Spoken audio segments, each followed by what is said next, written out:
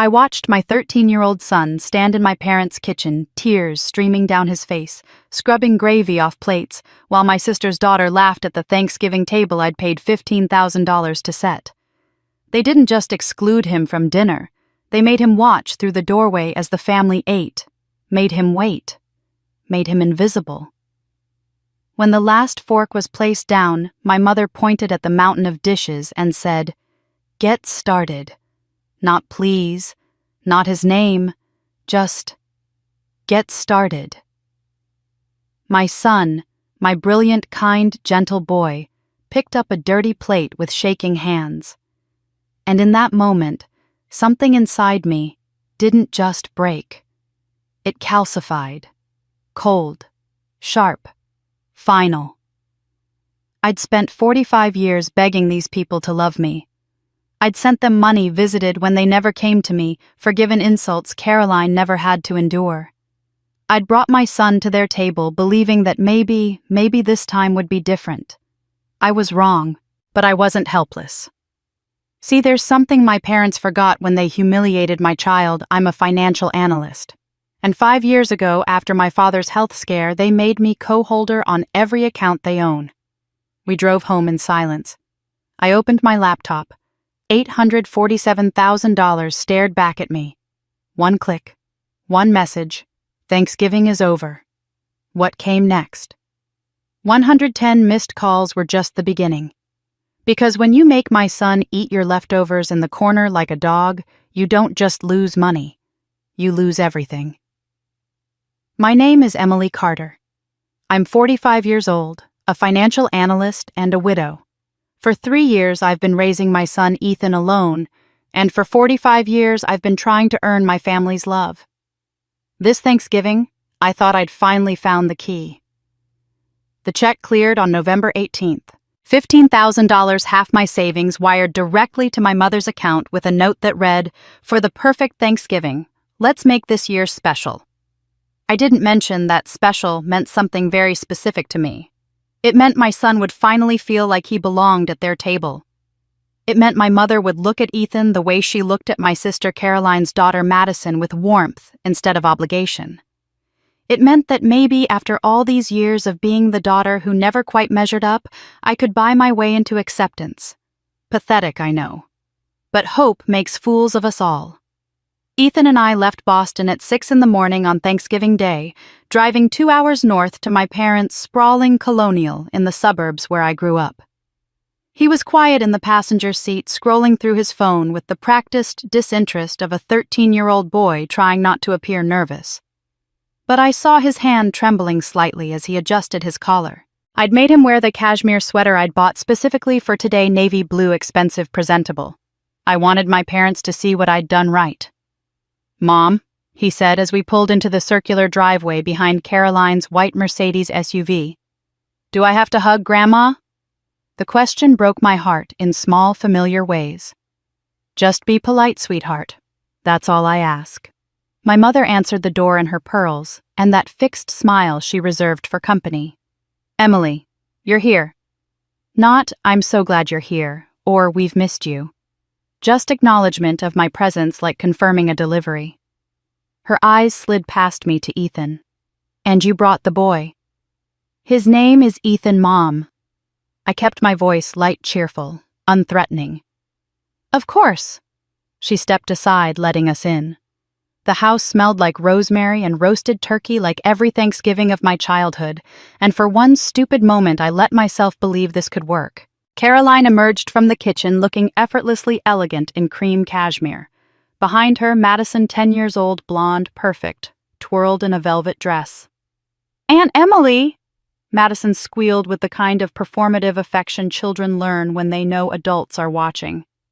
"Hi, Madison." I hugged her, noting how Caroline beamed with pride. When was the last time my mother looked at me like that? Dinner was served at 2 o'clock sharp. My father sat at the head of the table, silent as always, reading something on his phone. My mother directed traffic like a general. "Caroline, you sit here.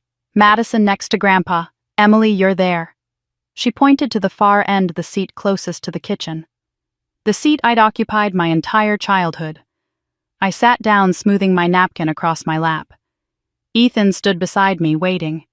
There was no place setting for him. "Mom," I kept my voice even. "Where should Ethan sit?" My mother didn't look up from arranging the candlesticks. "Oh, we don't have enough chairs at the table, dear. He can wait in the kitchen until we're finished. There's a stool by the counter." The words hit me like cold water. "I'm sorry, what—" Caroline spoke up, her voice carrying that particular tone of patient condescension she'd perfected. "Guests eat after family M. It's always been that way. Madison is family. Your son is—" She paused, choosing her words carefully. "A guest."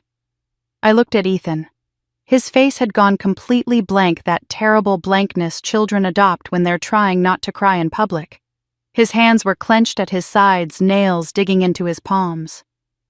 "He's 13 years old," I said quietly. "He's your grandson.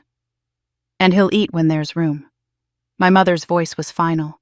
She gestured toward the kitchen doorway. "Go on, Ethan. You can watch from there. We won't be long." I should have stood up. I should have taken my son's hand and walked out that door immediately. But I didn't. God help me, I didn't. Because some broken part of me still hoped that if I just went along, if I just didn't make a scene, maybe they'd change their minds. Maybe they'd see how wrong this was. Ethan walked to the kitchen. He stood in the doorway, backlit by the overhead lights, and watched us eat his grandmother's turkey, his grandfather's cranberry sauce, his aunt's sweet potato casserole.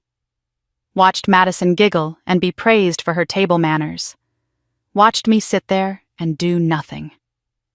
When Ethan picked up those dirty plates with shaking hands, I made a silent promise this would be the last time anyone made my son feel worthless.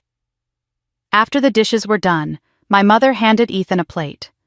Cold turkey, congealed gravy, a scoop of stuffing that had hardened at the edges. She set it on the kitchen counter without a word, then returned to the dining room where Caroline and Madison were eating pumpkin pie. I watched my son climb onto that stool, his legs dangling because it was too tall for him, and eat his Thanksgiving dinner alone while laughter drifted in from the other room. We left 20 minutes later. I mumbled something about traffic, about Ethan having school tomorrow, about needing to get home. My mother barely looked up from her coffee. Caroline hugged me at the door with the same enthusiasm she'd use for a distant acquaintance. "Thanks for coming, Em. The money really helped. Not, thank you for the generous gift, or, this meant so much to us. Just acknowledgement that my $15,000 had served its purpose." The November air was sharp and clean as we walked to the car. Ethan climbed into the passenger seat and clicked his seatbelt without speaking. I started the engine, adjusted the mirrors, and pulled out of the driveway. Neither of us said goodbye. Route 95 stretched ahead of us, 2 hours of highway cutting through the early darkness of a New England winter evening. I gripped the steering wheel at 10 and 2, my knuckles white, my jaw clenched so tight my teeth ached. Every few minutes my mind would replay another moment, my mother pointing toward the kitchen, Caroline's casual cruelty, Madison's oblivious giggles, my father's silence. And Ethan standing in that doorway watching. Always watching. I glanced at my son. He was staring out the window, his forehead pressed against the glass, his breath fogging the pain in small circles that appeared and disappeared. His hands were folded in his lap, perfectly still. Too still for a 13-year-old boy. The streetlights caught his reflection, and for just a moment I saw myself at his age, the same empty eyes, the same careful blankness, the same desperate attempt to take up as little space as possible. That's when I realized what I'd done. I hadn't just allowed my family to humiliate my son. I'd delivered him to them. I'd paid $15,000 for the privilege of watching him learn the same lesson I'd spent 45 years trying to unlearn, that he wasn't enough, that he didn't belong, that love was something other people received but never him. The car felt suffocating. The heater was on too high, pumping stale air that tasted like failure. I wanted to say something, anything, but what could I possibly say that would undo what he'd witnessed? That would erase the image of his grandmother handing him leftovers like he was hired help? That would explain why his own family treated him like an inconvenience? We crossed into Massachusetts. An hour and 45 minutes had passed in absolute silence. The exit for our town appeared, and I took it navigating the familiar streets on autopilot. Past the grocery store where we shopped every Sunday, past Ethan's middle school, past the park where his father used to push him on the swings before cancer took him 3 years ago. Robert would have never allowed this. Robert would have stood up, taken Ethan's hand, and walked out the moment my mother pointed toward that kitchen. But Robert was gone, and I was all Ethan had, and I had failed him spectacularly. I pulled into our driveway and turned off the engine. The sudden silence was deafening. I sat there, hands still on the wheel, staring at our modest 2-story house with its blue shutters and the porch light I'd left on. Home. Safe. And yet I'd taken my son away from this safety and driven him straight into the kind of psychological warfare I should have protected him from. Mom. His voice was so quiet I almost didn't hear it. Did I do something wrong? I turned to look at him. He was still staring straight ahead, not meeting my eyes. Is that why Grandma doesn't like me? Did I mess something up? The words shattered something fundamental in my chest. I unbuckled my seatbelt and reached for him, pulling him across the center console into an awkward, desperate hug. He was too big for this now, all gangly limbs and teenage self-consciousness, but he let me hold him anyway. His shoulders started shaking, and I realized he was crying silent tears that soaked into my coat. You did nothing wrong, I whispered fiercely into his hair. Do you hear me? Nothing. I did. I brought you to people who don't deserve you. I thought if I tried hard enough, if I gave them enough, they'd finally see how incredible you are. But they can't. They're broken in ways I can't fix. And I'm so sorry I made you pay for my delusion. We sat there in the car for a long time, holding each other in the darkness while the engine ticked as it cooled. Finally, Ethan pulled away, wiping his face with his sleeve. Can we go inside? Yeah, sweetheart. Let's go inside. I made him hot chocolate while he changed into sweatpants. We sat on the couch and watched a movie neither of us paid attention to. At 10 o'clock, I sent him to bed, kissed his forehead, and told him I loved him. He mumbled it back, already half asleep. Then I went to my office and opened my laptop. 5 years ago, my father had a minor stroke. Nothing catastrophic, but enough to scare him into getting his affairs in order. He'd added me as a co-holder on all his accounts, checking savings investments, everything. Just in case something happens, he'd said. You're good with money, Emily. Better than Caroline. It was the closest thing to a compliment he'd ever given me. I logged into the investment account. The balance loaded $847,000. Years of careful investing of compound interest of the comfortable retirement they'd planned. My finger hovered over the account controls. There was an option I'd never used: freeze all transactions. It would lock the account, completely preventing any withdrawals, transfers, or trades until the hold was manually released by all account holders. I thought about Ethan's face as he picked up those dirty plates. I thought about my mother's casual cruelty. I thought about 45 years of being invisible. I clicked the button. The screen loaded, then displayed a confirmation message in green text. All transactions frozen. Account holders will be notified. I opened the messaging system and typed 4 words: Thanksgiving is over. Then I hit send and closed the laptop. The first call came at 6:30 the next morning. My phone buzzed on the nightstand, my mother's name flashing across the screen. I watched it ring until it went to voicemail. 2 minutes later, it rang again. Then again. By the time I got Ethan off to school, I had 12 missed calls. I silenced my phone and went to work. My job as a financial analyst required focus, precision, the ability to compartmentalize emotion from numbers. I'd spent 20 years perfecting that skill. Today I used it to ignore the constant vibration in my desk drawer as call after call came through. During my lunch break, I finally looked. 43 missed calls, 27 text messages. The texts started polite, or what passed for polite in my mother's vocabulary. Emily, call me immediately. There's been a problem with the accounts.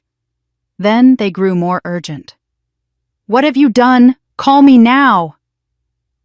By evening, they'd devolved into barely coherent rage. "This is illegal. You're stealing from us. You're destroying your own parents. How could you do this to your family?" I deleted them without responding. That evening, I learned through a mutual acquaintance that my father had gone to the bank that afternoon. He'd tried to withdraw cash for their upcoming Florida trip, something they did every December to escape the New England winter. The teller had informed him that the account was frozen, all transactions suspended pending authorization from all holders. He'd apparently made quite a scene, demanding to speak to the manager, insisting there must be some mistake. The manager had calmly explained that no, there was no mistake. The account was legally frozen, and only I could unfreeze it. His credit cards were declined at dinner that night. My mother's card bounced at the grocery store the next morning. Their perfect, carefully curated life was grinding to a halt, and they couldn't understand why the daughter they'd spent 45 years dismissing suddenly held all the power. I spent the weekend with Ethan. We ordered pizza, watched movies, and pretended the world outside didn't exist. He seemed lighter somehow, as if leaving my parents' house had released some pressure valve I hadn't known was crushing him. We didn't talk about Thanksgiving. We didn't need to. Monday morning I was working from home when someone started pounding on my front door. Not knocking, pounding. The kind of aggressive hammering that made my neighbor's dog start barking 3 houses down. I looked through the peephole and saw my mother's face twisted with fury, and Caroline standing behind her with her arms crossed. I took a deep breath, smoothed my hair, and opened the door. "Good morning, Mom. Caroline." My mother pushed past me without waiting for an invitation, Caroline following close behind. They stood in my entryway like invading generals surveying conquered territory. My mother's hands were shaking her carefully applied makeup, unable to hide the rage mottling her cheeks. "How dare you?" she hissed. "How dare you do this to us, after everything we've done for you, after we raised you, fed you, gave you everything. You gave me everything." The laugh that escaped my throat was sharp and brittle. "Is that what you call it?" Caroline stepped forward, her voice cold and professional. "You need to restore access to those accounts immediately, Emily. What you've done is elder abuse, financial manipulation. We can sue you. We will sue you." I closed the door calmly and leaned against it, blocking their exit. "You're welcome to try. I'm a legal co-holder on those accounts. I have every right to freeze transactions. But let me ask you something first." I looked directly at my mother. "Why did you humiliate my son?" The question seemed to catch her off guard. She blinked, her mouth opening and closing like a fish. "What? Thanksgiving dinner. You made Ethan stand in the kitchen and watch us eat. You made him wash the dishes. You gave him cold leftovers. Why?" My mother's face transformed, the rage shifting into something worse, casual dismissal. "Oh, for heaven's sake, we were teaching him humility, teaching him his place. The boy needs to understand that respect is earned, not given." "His place," I repeated slowly. "He's 13 years old. He's your grandson." Caroline made a disgusted sound. "He's not really family, Em. Let's be honest. His father was nobody. Some middle-class insurance adjuster you married because you were desperate to escape. You think that makes him one of us." The words landed like physical blows, but I kept my face neutral. I'd learned that skill from them after all. Robert was a good man. He loved Ethan. He loved me. My mother laughed, a sharp, brittle sound that filled my small entryway. "Loved you, oh, Emily. You never understood what your husband really was." The temperature in the room seemed to drop 10 degrees. I stared at my mother, at the cruel twist of her mouth, at the satisfaction gleaming in her eyes. She was enjoying this, enjoying the way confusion flickered across my face, the way my certainty wavered. "What did you say?" She smiled. "You heard me. But that's not what we're here to discuss. You're going to unfreeze those accounts right now, or get out." My voice was quiet, but absolute. "Excuse me? Get out of my house. Both of you. Now. Caroline moved toward me, her finger pointing at my chest. You're making a huge mistake. We'll take everything from you. Everything. You'll regret. Out. I opened the door, cold December air rushing in. And don't come back. They left my mother spitting threats over her shoulder, Caroline's heels clicking angrily down my front steps. I closed the door and locked it, my hand shaking as I turned the deadbolt. The words hung in the air like poison. What did my mother mean about Robert? I spent the rest of the day unable to focus on anything. My mother's words kept echoing in my mind, but every time I tried to grasp their meaning, they slipped away like smoke. What had she meant about Robert? He'd been a good man, a devoted husband, a loving father. There was nothing to understand, except that he was gone, and I missed him every single day. Ethan came home from school at 3:30, dropping his backpack by the door with his usual teenage carelessness. I was sitting at the kitchen table staring at my untouched coffee when he paused in the doorway. Mom, you okay? I forced a smile. Fine, sweetheart. How was school? He shrugged, opening the refrigerator and pulling out an apple. He took a bite, studying me with those observant eyes that saw too much. Grandma and Aunt Caroline were here today, weren't they? I saw Mrs. Henderson watching from her window when I got off the bus. She does that whenever there's drama. They stopped by briefly. Did they yell at you? The directness of the question caught me off guard. A bit. It's fine. Ethan sat down across from me, turning the apple in his hands. Mom, can I tell you something about Thanksgiving? My stomach tightened. Of course. He was quiet for a moment, choosing his words carefully. When I was standing in the kitchen waiting for you guys to finish eating, Grandma came in to get more wine. She walked right past me and then she stopped. She leaned down and whispered something. I felt my chest constrict. What did she say? She said, "Your guests here, not family. Know the difference." He looked up at me, his eyes searching my face. What did she mean? Why would she say that? The memory hit me so hard I actually gasped. I was 10 years old, standing in my parents' kitchen on Thanksgiving, watching through the same doorway as they ate dinner with Caroline, my grandparents, and some family friends. My mother had told me to wait, that there wasn't enough room at the table that I could eat when they were finished. I'd asked my grandmother why Caroline got to sit, but I didn't. She'd leaned down, smelling of expensive perfume and wine, and whispered, "Guests wait. Family eats. Know the difference, Emily." I'd forgotten that moment. Or rather, I'd buried it so deep that it had become just another brick in the foundation of my childhood. But now, it came rushing back with perfect clarity, and I understood with horrible certainty that nothing about Thanksgiving had been spontaneous or unusual. They'd done this before. They'd done it to me. Mom? Ethan's voice pulled me back to the present. I'm sorry, I whispered. I'm so sorry, Ethan. She said the same thing to me when I was your age. His face went very still. The exact same thing, word for word.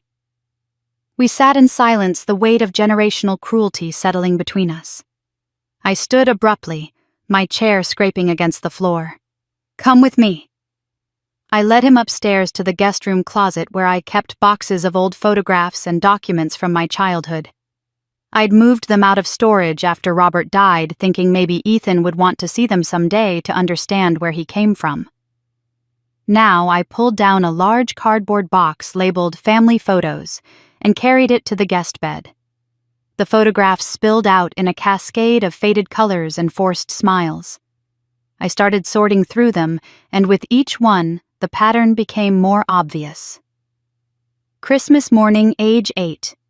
Caroline front and center, opening a bicycle while I sat partially visible in the background. Easter Sunday, age 12. Caroline in a new dress beaming at the camera while I was cropped so severely that only half my face appeared at the edge of the frame. High school graduation. Caroline's ceremony took up an entire album while mine was documented in exactly 3 photos, all of them group shots where I stood at the periphery. Look at this one, I said, holding up a Thanksgiving photo from when I was about Ethan's age. Caroline sat at the table between our parents, all three of them laughing at something. I was visible through the doorway in the background, holding a stack of plates. Ethan took the photo from my hand, staring at it. You were in the kitchen. Every year until I left for college. I dug deeper in the box and found my old report cards still in their original envelopes. I opened them one by one, reading my mother's notes written in her precise handwriting. 4th grade straight A's.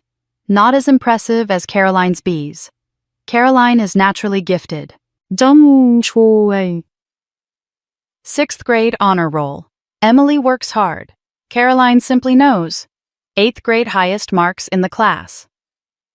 Perhaps if Emily applied herself to social skills the way she applies herself to academics, she'd be more well-rounded like her sister. I handed them to Ethan, watching his face change as he read them. She never thought I was good enough. Nothing I did mattered because I wasn't Caroline. And now she's doing the same thing to you. Because I'm not Madison, he said quietly. Because you're my son. Because in their twisted logic that makes you less than. I pulled out one more photograph, this one from Caroline's Sweet 16 party. The whole family was there, dressed in formal wear, champagne glasses raised in a toast. Caroline stood in the center, radiant in a white dress. Our parents flanked her on either side, beaming with pride. I wasn't in the photo at all. I remembered that party. I'd been there. I'd helped set up served appetizers, cleaned up afterward. But when it came time for the family photograph, my mother had said, "Emily, dear, go check on the caterers, would you?" I realized then that my parents hadn't suddenly changed.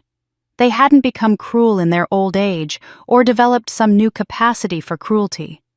This was who they'd always been. I had simply stopped pretending they were capable of love. That night, after Ethan went to bed, I sat in my home office staring at my dual monitors. The photographs were still spread across the guest bed upstairs, a museum of calculated exclusion, but my mind had shifted into a different mode entirely. I was done being hurt. Done being the victim of their casual cruelty. It was time to do what I did best, follow the money.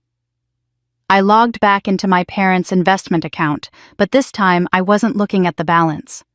I was looking at the transaction history. As a financial analyst, I'd spent 2 decades identifying irregularities in corporate accounts, spotting fraud, tracing paper trails that people thought they'd hidden. If there was something wrong with my parents' finances, I would find it. The first red flag appeared within minutes. A withdrawal from October for $12,000 marked as estate planning consultation. The signature on the authorization looked like my father's, but something was off about the loops in the capital letters. I pulled up earlier transactions with his verified signature and compared them side by side. The October signature was close, but the pressure was different, the angle slightly wrong. Someone had traced his signature, practiced it, but hadn't quite mastered his particular way of signing his name. I dug deeper. August 25, $1,000 transferred to an account I didn't recognize, labeled as investment opportunity. July, $18,000 for medical expenses that didn't correspond to any insurance claims I could find in their healthcare portal. June, $32,000, marked simply as family assistance. The signatures on all of them had that same slightly off quality, as if someone had been forging my father's authorization for months. But it was the recurring monthly transfers that made my blood run cold. Every month, like clockwork, $5,000 moved from my parents' investment account to something called Carter Family Trust. I'd never heard of this trust. In all my years of helping my parents manage their finances, reviewing their estate planning, discussing their retirement strategy, no one had ever mentioned a Carter Family Trust.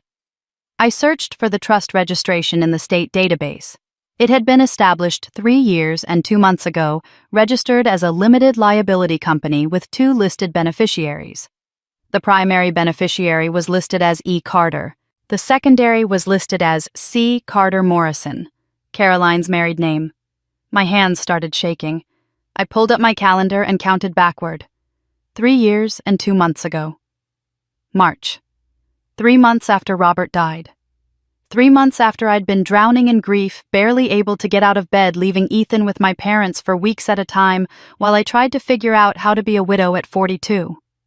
3 months after I'd signed dozens of documents in my parents' living room because my mother said they were just updating their estate planning and I needed to initial some paperwork as co-holder of their accounts. I'd been so numb with loss that I'd signed whatever they put in front of me. I pulled up my parents' bank statements from that period and cross-referenced them with major life events. March 3 years ago, the Carter Family Trust was established. April 3 years ago, my parents closed on a luxury waterfront condo in Fort Myers, Florida. Cash purchase $650,000. May 3 years ago, Caroline announced she'd received a major promotion at her tech company, came with a signing bonus she used to buy that white Mercedes SUV. The timing was too perfect to be coincidental. I calculated quickly. $5,000 per month for 8 years. No, not 8 years. The transfer started 3 years and 2 months ago, so $5,000 per month for 38 months. $190,000 moved systematically out of my parents' investment account into a trust bearing my last name that I knew nothing about. I accessed the trust's bank records through the LLC database. The money didn't just sit there, it had been distributed. $60,000 to Caroline over the past year. $45,000 to my mother's personal checking account. $30,000 to cover the down payment on Madison's private school tuition. The rest remained in the trust, accumulating interest, waiting to be divided between E. Carter and C. Carter Morrison upon my parents' deaths. I pulled up the original trust documents, the ones filed with the state. They required electronic signatures from all parties. I zoomed in on the signature section. There was my name, Emily J. Carter, signed in a flowing script across the digital signature line. Below it, the date March 15th, 3 years ago. The day of Robert's funeral. I remembered that day in fragments. The church service. The cemetery. Coming back to my parents' house because I couldn't bear to go home to the empty rooms Robert would never fill again. My mother bringing me tea and telling me to rest. Caroline saying something about paperwork that needed to be handled quickly, estate things, beneficiary forms. Someone putting a tablet in front of me telling me to sign that it was just standard procedure after a spouse's death. I'd signed it at my husband's funeral while my son cried in the next room. I opened the image file of the signature and increased the magnification. The handwriting looked like mine at first glance, the same general shape, the same flourishes I used when signing documents quickly. But when I examined it closely, I could see the hesitation in the strokes, the slight tremor that came from someone copying rather than writing naturally. And underneath the digital signature, barely visible in the file's metadata, was a note: signature authorized by proxy, approved by account holder Barbara Chen Carter. My mother had signed my name to a trust that had been siphoning money from my parents' accounts for over 3 years. She'd used my grief and confusion to get me to authorize it. And she'd made sure the beneficiaries were listed as E. Carter, which could mean Emily or Ethan and Caroline. I recognized the handwriting on the transfer forms instantly. It was my mother's precise script authorizing the monthly transfers, but the amounts were signed in my name, a name she'd forged 38 times. I spent 3 days analyzing every transaction, building a spreadsheet that documented each forged signature, each suspicious transfer, each financial irregularity that pointed to systematic theft. The Carter Family Trust was just the beginning. But the numbers only told part of the story, and I needed to understand all of it. I needed to know exactly how deep this betrayal went. On Thursday morning, I drove to my parents' house. I'd learned through a neighbor that they'd gone to their bank's main branch downtown, probably trying to explain to increasingly skeptical managers why their daughter had frozen their accounts. I had maybe 2 hours before they returned. I used the key I'd kept from years ago, the one my mother had given me, for emergencies. The house was silent, filled with that particular stillness that comes from expensive furniture, and no real warmth. I walked through the living room with its cream carpets and crystal vases, past the dining room where Ethan had stood watching us eat, and climbed the stairs to the second floor. The attic access was in the hallway ceiling. I pulled down the folding ladder and climbed up into the dusty darkness, pulling the chain for the overhead bulb. The space was packed with labeled boxes, everything organized with my mother's obsessive precision. Christmas decorations, tax records, Caroline's childhood artwork. I scanned the labels until I found what I was looking for, shoved in the far corner behind a stack of luggage. Emily, college. The box was sealed with packing tape covered in dust that suggested it hadn't been opened in decades. I used my car key to slice through the tape and lifted the cardboard flaps. The first thing I saw was an envelope, crisp and formal, with Stanford University's return address in the corner. It was addressed to Emily J. Carter at my parents' address. The postmark read April 1999, 25 years ago. I was 18 then, finishing my senior year of high school, waiting desperately to hear back from the colleges I'd applied to. My hands trembled as I opened the envelope, already knowing what I would find but needing to see it anyway.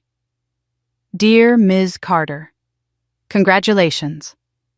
It is with great pleasure that we offer you admission to Stanford University's class of 2003. Furthermore, based on your exceptional academic record and standardized test scores, we are delighted to award you a full presidential scholarship covering tuition, room, and board for all 4 years. The letter went on describing orientation dates, housing options, required forms. At the bottom, someone from the admissions office had written a handwritten note. Your application essay about overcoming family adversity was particularly moving. We're excited to welcome you to the Stanford family. I read it 3 times, the words blurring as tears filled my eyes. I'd gotten into Stanford. Full scholarship. One of the best universities in the country, and they'd wanted me enough to pay for everything. I'd never seen this letter. I dug deeper into the box. More envelopes from Stanford marked time sensitive and response required by May 1st. Campus housing information. Financial aid forms that just needed a signature.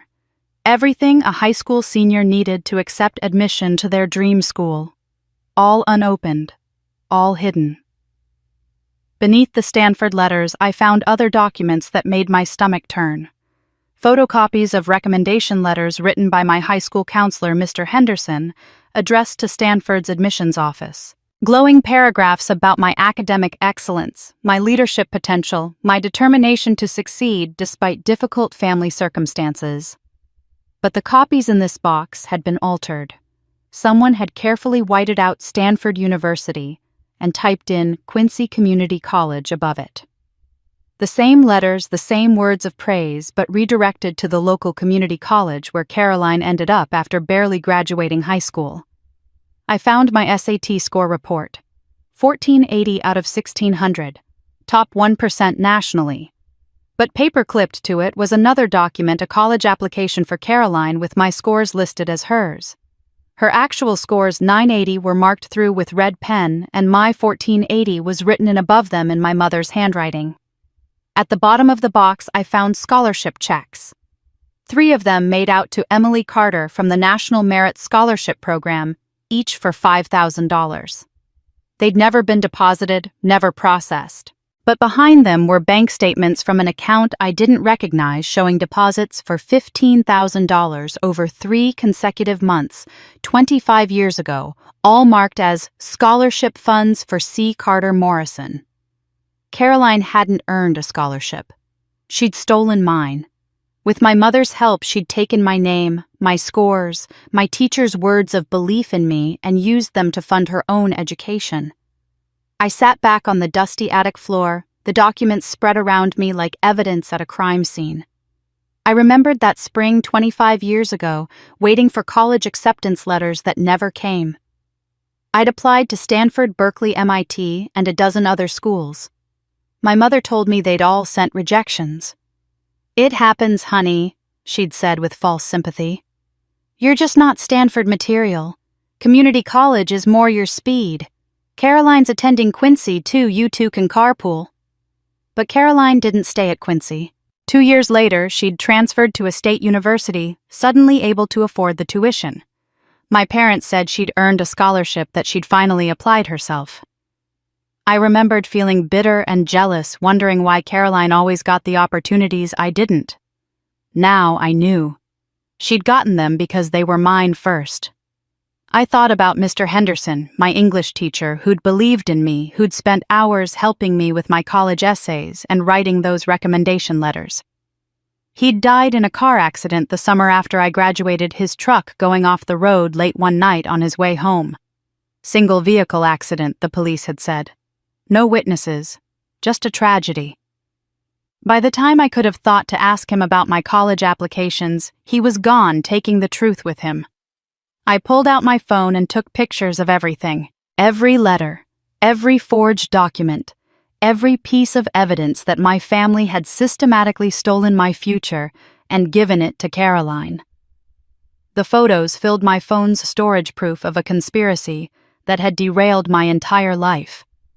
I'd gone to community college because I believed I wasn't good enough for anything better. I'd worked full-time while taking classes part-time, taking 6 years to earn a bachelor's degree that I could have gotten from Stanford in 4. I'd met Robert at that community college, wonderful, kind Robert, who I'd loved desperately, but I'd always wondered what my life might have been if I'd had the chances. Caroline seemed to get so easily. Now I knew what my life should have been. I'd earned Stanford. I'd earned those scholarships. I'd earned the future that Caroline had lived instead. I carefully packed everything back into the box and carried it down the attic ladder. I loaded it into my car just as I saw my parents' Cadillac turning onto their street 3 blocks away. As I drove home, one thought crystallized with perfect clarity. I wasn't the shadow in this family. I was the sun, and they stole my light to give it to her. The box from my parents' attic sat in my office like a bomb waiting to detonate. I'd spent the evening documenting everything, scanning each letter and forged document into digital files, creating a timeline that stretched back 25 years. But something my mother had said during our confrontation kept nagging at me, pulling my thoughts in a different direction. You never understood what your husband really was. What had she meant? Robert was a good man, honest and straightforward. He'd been an insurance adjuster, spent his days evaluating claims and determining fair settlements. He was detail-oriented, methodical, careful. Those were the qualities I'd loved about him, his steadiness, his reliability, his unwavering moral compass. I found myself walking to the garage, something I'd been avoiding for 3 years. After Robert died, I'd packed up his belongings in a fog of grief, boxing everything without really looking at it, stacking the boxes in the garage where I wouldn't have to see them every day. Ethan's therapist had suggested I go through them when I was ready. I'd never been ready. Until now. I pulled the garage door closed behind me and turned on the overhead light. Robert's boxes were stacked against the far wall, labeled in my own handwriting from 3 years ago. Robert, office. Robert, clothing. Robert, personal items. I started with the box marked personal items, the one containing photo albums, his watch, his wallet things. I couldn't bring myself to throw away, but couldn't bear to display. The photo albums were on top 3 of them, documenting our 12 years together. I opened the most recent one from the year before he died. Holiday photos mostly. Easter with 6-year-old Ethan hunting eggs in our backyard. Summer vacation at Cape Cod. Halloween. Robert dressed as a pirate while Ethan went as a dinosaur. Then I turned to the Thanksgiving section and my breath caught. There was Robert holding Ethan on his lap, both of them laughing at something off camera. But in the next photo, Robert's expression had changed completely.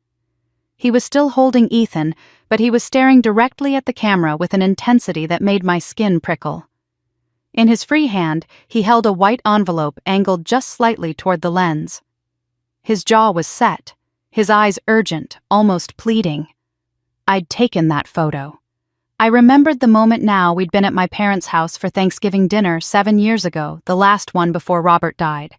He'd called me over, asked me to take a picture of him and Ethan. I'd thought he was just being sentimental. But looking at his face now, I saw something else entirely. He'd been trying to tell me something. I pulled the photo from the album sleeve and carried it inside to my office.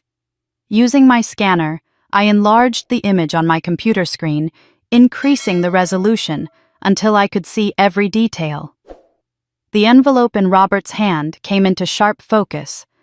On the front, in official-looking print, were the words, Hartford Life Insurance Company, Beneficiary Change Form.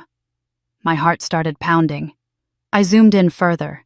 In the corner of the envelope, barely visible, Robert had written something in pen. I adjusted the contrast until the words became clear, "Ask your mother about this." I sat back, my mind racing. 2 weeks before Robert died, he'd mentioned something about our life insurance during dinner. "I need to update our beneficiary forms," he'd said. "Standard stuff, but the company requires new signatures every few years." I'd been distracted working on a major presentation for work, and I'd told him to handle it. He'd said he would. I'd forgotten about it completely until now. I stood up and walked to our bedroom, to the fireproof safe where we kept important documents. I knew the combination by heart, Ethan's birthday. Inside were our passports, birth certificates, social security cards, and a folder labeled Insurance Policies. I pulled out the life insurance policy and opened it with shaking hands. The policy was for $500,000 taken out when Ethan was born. The beneficiary section was on the 3rd page. Primary beneficiary, Caroline Carter Morrison, signature, Robert J. Carter. Date, November 8th, 7 years ago. Not me. Not Ethan. Caroline. I stared at the signature, Robert's familiar loops and angles, the way he always pressed harder on the downstrokes. But something was wrong. The date was November 8th, 2 days before Robert's accident, and the signature, while close, wasn't quite right. The R in Robert was too narrow, the J too perfectly formed. Robert's handwriting was messier than this, more rushed. He'd been left-handed and always smudged ink slightly when he signed documents. This signature had no smudging. I pulled out other documents from the safe, our mortgage papers, Ethan's birth certificate, Robert's will. I laid them side by side, comparing signatures. On every document we'd signed together, Robert's signature had that characteristic slight smear, that left-handed drag. On the insurance beneficiary form, the signature was pristine, too careful, too practiced. Someone had forged my husband's signature and changed our life insurance beneficiary to Caroline 2 days before he died. I returned to my office and pulled up the accident report I'd requested from the police 3 years ago. I'd read it once, couldn't bear to look at it again, but now I forced myself to review every detail. November 10th, 6:45 in the evening. Robert's car went off Route 128, crashed through a guardrail, rolled down an embankment. Mechanical failure, the report concluded. The brake line had corroded and snapped, causing complete brake failure on a steep downhill stretch. But Robert's car was only 2 years old. The police had noted it in the report. Vehicle well-maintained, regular service records, brake line failure unusual for vehicle age, but determined to be defective manufacturing. I opened my laptop and searched for the insurance payout records. I'd been so consumed with grief that I'd let my parents handle most of the paperwork. They'd told me the insurance company was slow to process everything, that these things took time. 6 months after Robert died, they'd said the payout had finally come through, $50,000, which they'd deposited into a college fund for Ethan. $50,000.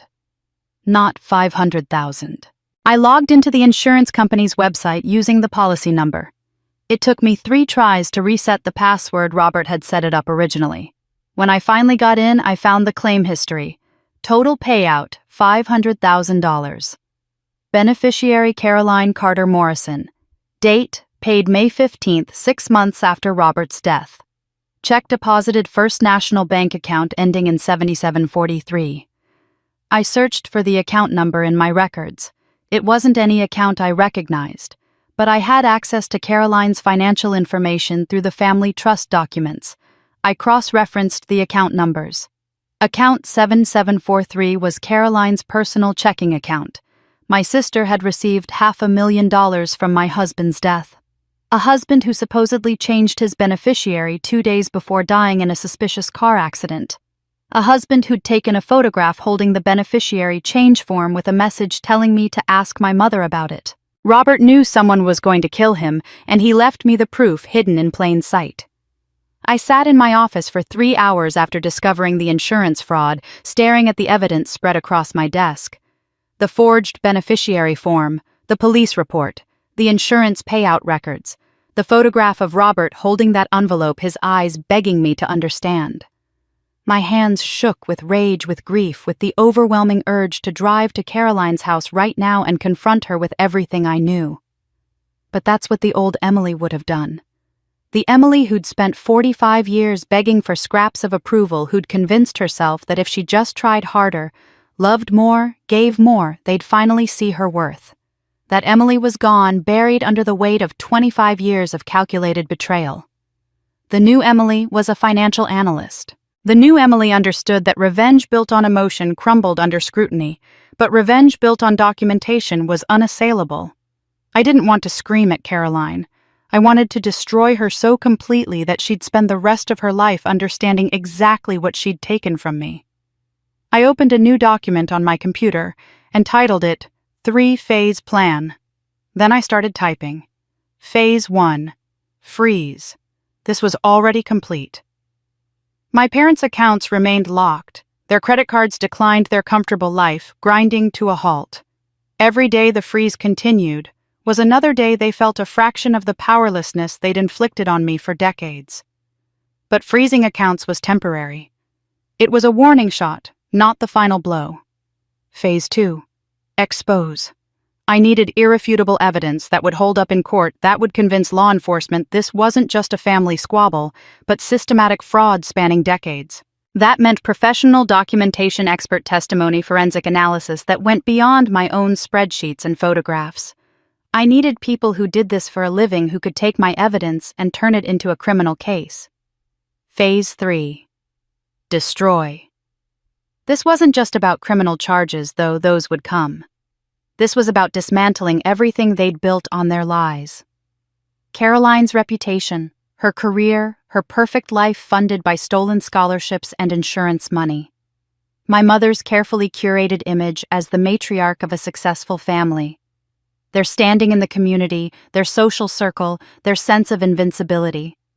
I would take it all methodically and completely until they understood what it felt like to lose everything. I saved the document and checked the time. 9:30 at night. Too late to make calls, but not too late to send emails. I opened my contact list and found the name I was looking for: Marcus Robertson. I'd worked with Marcus 5 years ago on a corporate fraud case. He was a forensic accountant, one of the best in the industry, known for his ability to trace money through the most convoluted schemes. He'd once told me over drinks that he owed me a favor after I'd provided the initial tip that led to his biggest case. I'd never collected on that favor. Until now. I composed an email, keeping it brief and professional. Marcus, I need your expertise on a personal matter involving financial fraud, forgery, and possibly insurance fraud connected to a suspicious death. Complex family situation spanning 25 years. Are you available for a confidential consultation? I can pay your standard rate. Emily Carter. I hit send before I could second-guess myself. Next, I searched for Linda Chen, an investigative journalist I'd read about in the Boston Globe. She specialized in exposing financial crimes that targeted families, particularly cases where elder abuse and fraud intersected. Her articles were meticulous, devastating, and had led to multiple criminal prosecutions.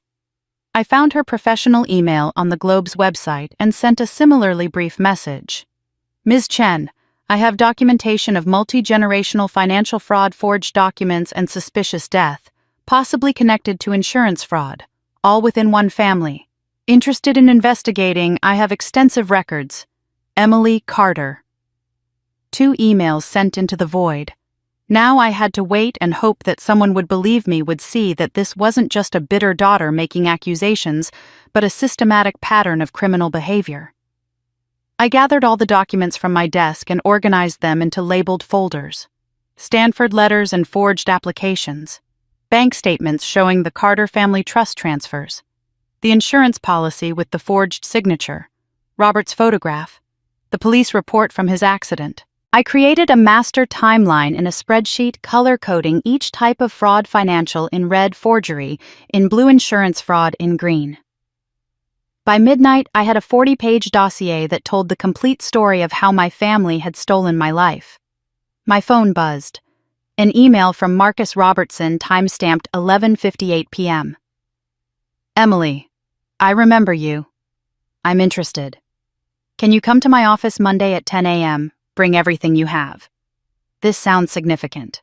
Marcus. Relief flooded through me. Monday was 3 days away. I could survive 3 more days.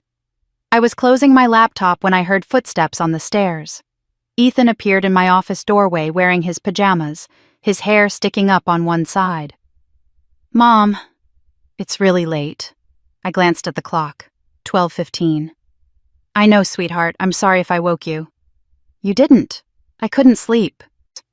He walked in and sat in the chair across from my desk, the one Robert used to sit in when we'd work on our respective projects in comfortable silence. You've been working every night this week. All these papers everywhere. Mom, are you okay? I looked at my 13-year-old son, at his earnest face and worried eyes, and realized he'd been watching me the same way I'd been watching him after Thanksgiving. Checking for signs of damage, for cracks in the foundation. I'd been so focused on gathering evidence, on building my case against my family, that I hadn't noticed my own child worrying about me. I'm making sure no one ever treats you like that again, I said quietly. What happened at Thanksgiving, what Grandma and Aunt Caroline did to you, I'm making sure they can never do that to anyone else. Ethan was quiet for a moment, processing. He was mature for his age, had been forced to grow up too fast after losing his father. Is that what all these papers are? Evidence? Yes. Are you going to sue them? Possibly. It's complicated. I didn't want to tell him about the insurance fraud yet, about the possibility that his father's death wasn't an accident. He'd already lost so much. He deserved to hold on to whatever innocent memories of his grandparents he might still have, at least for a little while longer. He stood up and walked around my desk, wrapping his arms around me from behind in an awkward teenage hug. His chin rested on top of my head. When had he gotten so tall? Mom, I know you're trying to protect me, but who's making sure you're okay? The question broke something loose in my chest. I turned in my chair and hugged him properly, holding on to him the way I should have held on to him at Thanksgiving before letting him stand in that kitchen doorway. I'm okay, sweetheart. I promise. This is what I need to do. For me. For both of us. For your dad. For everyone they've hurt. He nodded against my shoulder, then pulled back. Okay. But Mom, you should sleep sometimes. Dad used to say you get scary when you don't sleep. I laughed, surprised I still could. Your dad was right about a lot of things. Yeah, he was. Ethan kissed the top of my head, another role reversal that made my heart ache. Good night, Mom. Don't stay up too much longer. I won't. He left, and I heard his bedroom door close softly down the hall. I looked at the folders on my desk, at the timeline glowing on my computer screen, at the email from Marcus Robertson promising help. Step 1 was done. The accounts stayed frozen, my parents trapped in the financial paralysis they'd sentenced me to my entire life. Step 2 would burn their reputation to ashes, exposing every lie, every forged signature, every stolen dollar. And Step 3 would ensure they spent whatever years they had left paying for what they'd done. I shut down my computer and turned off the office light. Tomorrow I'd continue gathering evidence. Monday, I'd meet with Marcus. Soon I'd hear back from Linda Chen. But tonight I'd sleep because Ethan was right. His father always was. Monday morning arrived, cold and gray, typical December weather in Boston. I dropped Ethan at school and drove downtown to Marcus Robertson's office in the financial district. His firm occupied the 18th floor of a glass tower, all polished marble and understated wealth. The kind of place that screamed competence and discretion. Marcus met me in the reception area himself, looking exactly as I remembered, mid-50s silver hair, sharp eyes that missed nothing. He led me to a conference room where I spent 3 hours walking him through everything: the frozen accounts, the Stanford letters, the forged signatures on the Carter family trust, the life insurance policy with Robert's suspicious beneficiary change, the timing of his accident.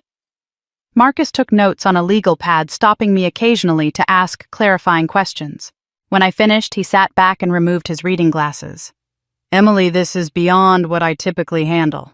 You're looking at multiple felonies spanning decades: wire fraud, insurance fraud, identity theft, and possibly criminally negligent homicide, or even murder if we can prove the accident was deliberate." "I know." "My fee for a case this complex would be substantial. We're talking hundreds of hours of work. I have money. The accounts I froze, I'm still a legal co-holder. I can pay you from those funds if necessary. Call it compensation for financial management services." A slight smile crossed his face. "Clever. All right, I'll need copies of everything. I'll also need to bring in a handwriting expert and possibly a mechanical engineer who specializes in automotive forensics. Give me 6 weeks to build the full financial picture." "Thank you, Marcus." "Don't thank me yet. This kind of investigation tends to uncover things people don't expect. Are you prepared for that?" I thought about my mother's cryptic comment about Robert, about the years of lies and manipulation. I don't think I have a choice. That afternoon, I went to the downtown post office and mailed 2 thick manila envelopes. The first went to the Internal Revenue Service Criminal Investigation Division, containing detailed documentation of the Carter family trust, the forged signatures, the suspicious monthly transfers, and the tax implications of funds moved under fraudulent pretenses. The second went to the Massachusetts Division of Insurance Fraud Bureau with copies of Robert's life insurance policy, the forged beneficiary form, his accident report, and a timeline showing the proximity of the beneficiary change to his death. Both envelopes were sent anonymously with a note stating that more information could be provided upon request through a secure email address I'd created specifically for this purpose. I wasn't ready to attach my name publicly yet, not until Marcus had built an ironclad case. But I wanted federal and state investigators looking into this independently, building their own cases in parallel with mine. The wheels of justice turned slowly, I knew that from my years working in corporate finance. These investigations would take months, maybe a year. But once they started, they were nearly impossible to stop. 2 days later, Linda Chen called. I was at my desk at work reviewing a client's portfolio when my phone rang with an unknown Boston number. "Emily Carter, this is Linda Chen from the Boston Globe. I got your email. I've spent the last 48 hours doing preliminary research on your family, and I need to meet with you immediately. Are you available this evening?" Something in her voice made my pulse quicken. "Yes. Where?" "There's a coffee shop on Newbury Street. Cafe Vittoria, 7 o'clock. She hung up before I could respond. I arrived at Cafe Vittoria 15 minutes early, ordered an espresso I didn't drink, and waited. Linda appeared exactly at 7, a woman in her early 40s with intelligent eyes and a leather messenger bag stuffed with papers. She slid into the booth across from me without preamble. "Before we discuss your case, I need to ask you something." She pulled out a legal pad covered in notes. "In your email you mentioned your father. His name is David Carter, correct?" "Yes." "And your mother is Barbara Carter?" "Yes." Linda flipped through her notes. "I've been researching your father's financial history, pulling public records, estate documents, court filings. Your father was meticulous about legal documentation, which makes my job easier. But I found something unusual." She looked up at me. "Does the name Margaret Holloway mean anything to you?" I searched my memory. "No. Should it?" "According to probate records from your paternal grandmother's estate 40 years ago, Margaret Holloway was listed as a beneficiary in a contested will. The contest was eventually withdrawn, but the court documents still exist. After that, I found evidence of monthly payments from your father to Margaret Holloway. Every month for 40 years. The payments stopped when your father died last month." My mind was racing. Payments for what? That's what I'm trying to figure out. The amounts varied but averaged around $2,000 monthly. That's substantial, nearly $1 million over 40 years. I cross-referenced property records. Margaret Holloway owns a home in Lexington about 15 miles from your parents' house. She's never been married, no children listed in any public records. She's currently 58 years old. Why would my father send her money for 40 years? Linda leaned forward. That's what we need to find out. But Emily, here's the thing. If your father was systematically defrauding you and funneling money through various schemes, this could be connected. Or it could be something else entirely. Either way, it's relevant to your story. I drove home in a daze, Linda's information circling through my mind. Margaret Holloway. A woman who'd received money from my father for 4 decades. A woman who lived 15 miles away, but whom I'd never heard mentioned once in my entire life. That night after Ethan went to bed, I found myself on a genealogy website. I'd seen the commercials, the promises of discovering your heritage and connecting with relatives you never knew existed. I ordered a DNA testing kit, with expedited processing paying extra for rush results.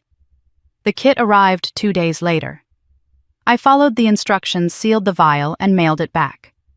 The website promised results in 2 weeks. I tried to focus on other things. Work. Ethan's upcoming winter concert at school. My meetings with Marcus, who was methodically building a forensic analysis of my parents' financial crimes. But every day I checked the genealogy website obsessively, waiting for the email that would tell me my results were ready. 13 days after I mailed the sample, the notification appeared in my inbox at 6 in the morning. Your ancestry DNA results are ready. I was still in my pajamas, sitting at the kitchen table with my coffee when I clicked the link. The website loaded, showing my ethnic background. First, Northern European, exactly as expected. Then I clicked on the DNA Matches tab, the section that showed genetic relatives who'd also taken the test. The closest match appeared at the top of the list, close family, half-sibling. The profile name was listed as M. Holloway. Shared DNA. 750 centimorgans consistent with a half-sibling relationship through one parent. I clicked on the profile. The user had uploaded a profile picture, a professional headshot of a woman in her late 50s, with short silver hair, high cheekbones, and a thoughtful expression. But it was her eyes that made me grip the edge of the table. They were my eyes. The exact same shade of gray-green, the same slight downturn at the outer corners, the same way they crinkled at the edges. Below the photo was a brief bio. Margaret Holloway, 58, librarian, Lexington, MA. Looking to connect with biological family and understand my father's story. I stared at the screen, my coffee growing cold. My father had another daughter. A daughter 3 years older than Caroline, 13 years older than me. A daughter he'd supported financially for 40 years but never acknowledged publicly. A daughter who had my eyes and was searching for answers about the same man who'd helped destroy my life. The woman who'd been a ghost in her father's finances had been living nearby all along, and she was my sister. I messaged Margaret through the genealogy website that same morning, my hands shaking as I typed. My name is Emily Carter. The DNA test says we're half-siblings. I have questions about our father. Can we meet? Her response came within an hour. Yes, I've hoped you'd contact me someday. Tomorrow, 2 p.m. There's a cafe in Arlington called The Daily Grind. It's quiet, private. I'll be there. I barely slept that night. My mind spun with possibilities. Was Margaret the product of an affair, a first marriage I'd never known about? Why had my father supported her for 40 years, but kept her hidden? And why did she look at the camera in that profile picture with such profound sadness? The next afternoon, I arrived at the Daily Grind 15 minutes early. It was a small place tucked between a bookstore and a yoga studio, with mismatched furniture and shelves lined with used books. Only 3 other customers sat scattered at different tables, absorbed in laptops or novels. I chose a corner booth and ordered tea I had no intention of drinking. At exactly 2 o'clock, the door opened and Margaret Holloway walked in. She was taller than I'd expected from the photo, with an elegant bearing that suggested years of careful self-possession. She wore a simple gray sweater and jeans, and she carried a worn leather bag over one shoulder. Her eyes scanned the cafe until they found me, and I watched something complicated cross her face. Recognition, grief, relief, all tangled together. She approached slowly as if I might startle and run. When she reached the table, she stood there for a moment, just looking at me. "Emily," she said softly, "you look just like him. Our father. Please sit down." She slid into the booth across from me, setting her bag on the seat beside her. Up close, I could see the fine lines around her eyes, the silver threading through her hair, but also the unmistakable genetic echo between us. We had the same narrow wrists, the same way of tilting our heads slightly when listening. "I've been waiting for you to find me for 45 years, Margaret said. Her voice was steady but weighted with emotion. "I knew you would eventually. You're too smart, too thorough. And once your father died..." She trailed off, reaching into her bag and pulling out a photo album. The cover was faded burgundy leather, cracked at the corners from age. "I brought this. I thought you should see it." She slid the album across the table. I opened it with trembling hands. The first photograph showed a teenage girl, Margaret, clearly though impossibly young, holding a newborn baby wrapped in a yellow blanket. Margaret was smiling down at the infant with such tenderness it made my chest ache. The next photo showed the same baby a few weeks older sleeping on Margaret's shoulder. Then another Margaret feeding the baby with a bottle sunlight streaming through a window behind them. Page after page of a teenager caring for an infant with devoted attention. "That's you," Margaret said quietly. "You were 6 days old in the first picture." I looked up at her, unable to speak. "Your mother Barbara had you when she was 19. She wasn't married. She didn't want to be a mother. She'd just been accepted to graduate school, had plans for her life that didn't include a baby." Margaret's hands were folded on the table, but I could see her knuckles were white. "Your father, our father David, he'd been seeing Barbara for about a year. When she got pregnant, she wanted to give you up for adoption. David begged her not to. He said he'd help, that they'd figure it out together. But Barbara was furious. She felt trapped." I found my voice. "Where were you in all this?" "I was 15 years old. My mother David's first wife had died when I was 12. It was just David and me. When you were born, Barbara took one look at you and refused to hold you. She signed papers allowing David temporary custody with the understanding that he'd arrange an adoption, but David brought you home instead." Margaret's eyes were bright with unshed tears. "He knocked on my bedroom door at 2 a.m. with you in his arms and said, 'Margaret, I need your help, just for a little while until I can convince Barbara to keep her.' So you raised me. For 6 months. I fed you, changed, you got up with you at night when you cried. David worked during the day, so it was just you and me. I'd take you to the library where I volunteered after school. I'd read to you even though you were too young to understand. You were the most beautiful baby I'd ever seen." She smiled through her tears. "You had these tiny fists that would grab onto my finger and refuse to let go." I stared at the photographs at this teenage girl who'd become a mother to an infant who wasn't biologically hers. What happened after 6 months? Margaret's expression darkened. David finally convinced Barbara to marry him. He promised her everything, that he'd hire nannies, that she could finish her graduate degree, that she'd never have to sacrifice her ambitions. The condition was that she had to keep you, had to raise you as her daughter. Barbara agreed, but only if David cut all ties with me. What? She demanded it. Said she wouldn't raise another woman's child if that woman was still in the picture. Never mind that I was 15 years old and David's daughter. She saw me as a threat, as someone who had a claim on you that she didn't have. So David chose. He chose Barbara and you over me. The words landed like stones. He abandoned you. Legally? Yes. My grandparents took me in. David set up the monthly payments, guilt money, I always thought. Enough to ensure I was taken care of, but not enough to assuage what he'd done. I watched from a distance as you grew up. I saw you at the library sometimes when you were little. You loved books even then. I'd see Barbara drop you off and leave, never staying, never engaging. and I'd want so badly to tell you who I was, but I'd promised David I wouldn't interfere. I was crying now, tears streaming down my face unchecked. You watched me my whole life.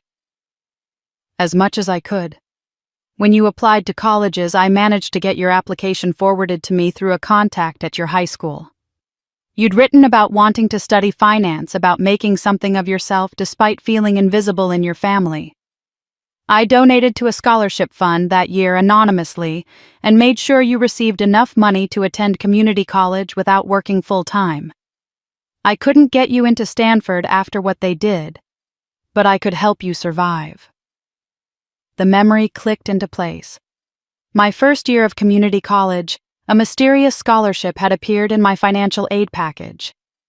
Academic Excellence Award for Non-Traditional Students, it was called. $1,500 per semester, just enough to cut my work hours and focus on classes. That was you, Margaret nodded. And when you graduated, I had a friend at your first firm put in a recommendation for you. And when Robert died, her voice broke. When Robert died, I couldn't stay away anymore. I sent money through an anonymous fund, $20,000 marked as emergency family assistance.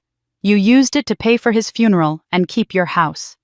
I remembered that money appearing in my account 3 weeks after Robert's death, when I was drowning in funeral expenses and medical bills and the terrifying reality of single parenthood. The note had said it was from a family emergency fund, but there'd been no name, no return address. I'd spent months trying to figure out who'd sent it. Why? The word came out as barely a whisper. Why would you do all that for me? Margaret reached across the table and took my hand. Hers was warm and steady, and I realized I'd been cold for days, maybe years.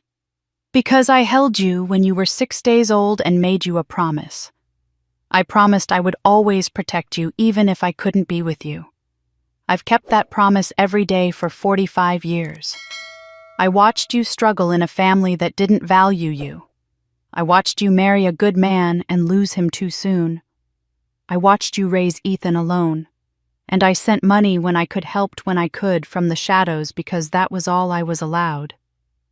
You were never just my half-sister, I said, the understanding washing over me. I was never your mentor, Emily. I was your mother in every way that mattered. Something inside me shattered when Margaret said those words. Not the clean break of sudden trauma, but the slow, devastating collapse of a structure that had been crumbling for decades.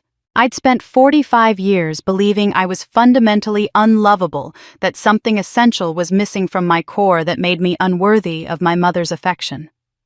I'd internalized every cruel comment, every dismissal, every moment of being positioned at the edge of family photographs. I'd convinced myself that if I just tried harder, achieved more, gave more, I could finally earn what Caroline received effortlessly. But there had been someone who loved me, from the very beginning. Someone who'd held me when I was 6 days old and chosen me completely and without reservation. Someone who'd spent 4 decades watching from the shadows, helping when she could, protecting me in the only ways available to her. The tears came in waves, ugly and uncontrollable. I put my face in my hands and sobbed in the middle of that quiet cafe, while Margaret came around to my side of the booth and wrapped her arms around me. She smelled like lavender and old books, and her embrace was both foreign and achingly familiar, like a melody I'd forgotten, but my body remembered. "I'm sorry," I choked out between sobs. "I'm so sorry." "Shh. You have nothing to be sorry for." Margaret held me tighter. "Nothing. Do you understand me? None of this was your fault. I thought I was broken. My whole life I thought there was something wrong with me. There was never anything wrong with you. You were perfect. You are perfect." She pulled back slightly, cupping my face in her hands and forcing me to meet her eyes. "Your mother is broken, Emily. Not you. She was incapable of love, so she blamed you for needing it. That's her failure, not yours." We sat like that for a long time, Margaret holding me, while I cried out 45 years of accumulated pain. The other customers in the cafe pretended not to notice, and I was grateful for their New England restraint. Eventually, my tears slowed, then stopped. I pulled napkins from the dispenser and tried to repair my face, though I suspected I looked like a disaster. "I need to know," I said, my voice hoarse. "Why couldn't you fight for me? You were my sister, his daughter. Didn't you have rights?" Margaret's face tightened with old grief. "I was 15 years old and legally dependent on David. I had no money, no standing. Barbara made it very clear that if I tried to maintain contact with you, she'd accuse me of harassment and get a restraining order. She said she'd make sure I never saw you again, not even from a distance. And David?" She paused, choosing her words carefully. "David loved you in his way, but he loved his own comfort more. Barbara made his life easier. I made it complicated, so he chose her. He abandoned his own daughter to keep his wife happy. Yes, and he paid me to stay quiet about it. The monthly checks were guilt payments, hush money dressed up as parental support. I took them because I needed to survive, but I hated every single one." Margaret's jaw clenched. "I wanted to tell you the truth so many times. When you were 10 and I saw you at the library sitting alone in the children's section reading while Barbara shopped across the street ignoring you. When you were 16 and won that academic achievement award but no one from your family attended the ceremony, I was there in the back row crying with pride. When you married Robert and you looked so happy, but your mother barely smiled. I wanted to stand up and tell everyone the truth. Why didn't you? Because I was afraid. Afraid that if I disrupted your life, Barbara would punish you for it. Afraid that revealing the truth would hurt you more than help you. I told myself that quiet support was better than dramatic revelation. Maybe I was wrong. Maybe I should have fought harder." She looked down at her hands. "Every birthday you had, I lit a candle. Every Christmas I bought you a gift I never sent. Every milestone I celebrated alone. Watching you grow up from a distance was the most exquisite agony I've ever experienced." I reached across and took her hand. "You did what you could with impossible circumstances. You were a child yourself when this started. I was old enough to know right from wrong, old enough to know that what they did to you was cruel." Margaret squeezed my hand. "But I'm not a child anymore, and neither are you. Tell me what's happening now. Your message said you had questions about our father, but there's more to it than that, isn't there?" I hesitated, then decided she deserved the complete truth. I pulled out my phone and showed her the photographs I'd taken of all the evidence. The Stanford acceptance letters. The forged signatures on the Carter family trust documents. The insurance policy with Robert's name signed in someone else's handwriting. The timeline connecting Caroline's windfall to Robert's death. I watched Margaret's face as she scrolled through the images, her expression growing harder with each one.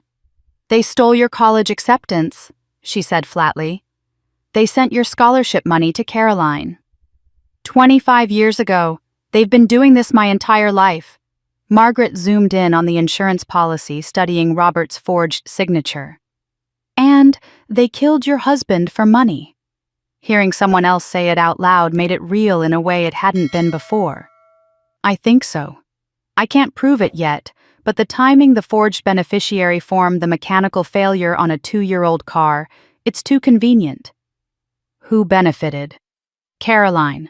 $500,000 deposited directly into her account 6 months after Robert died. Margaret set my phone down carefully as if it were made of something explosive. Her hands were shaking slightly. "Your mother destroyed both of us. She took you from me when you were 6 months old. She poisoned David against me so completely that he chose her over his own daughter. She spent 45 years making sure you felt worthless so you'd never question her control. And when your husband threatened that control by giving you stability and love, she had him eliminated." The words hung between us, stark and undeniable. "I've frozen their accounts," I said. "I've filed anonymous reports with the IRS and the Insurance Fraud Bureau. I've hired a forensic accountant to document everything. But it's not enough.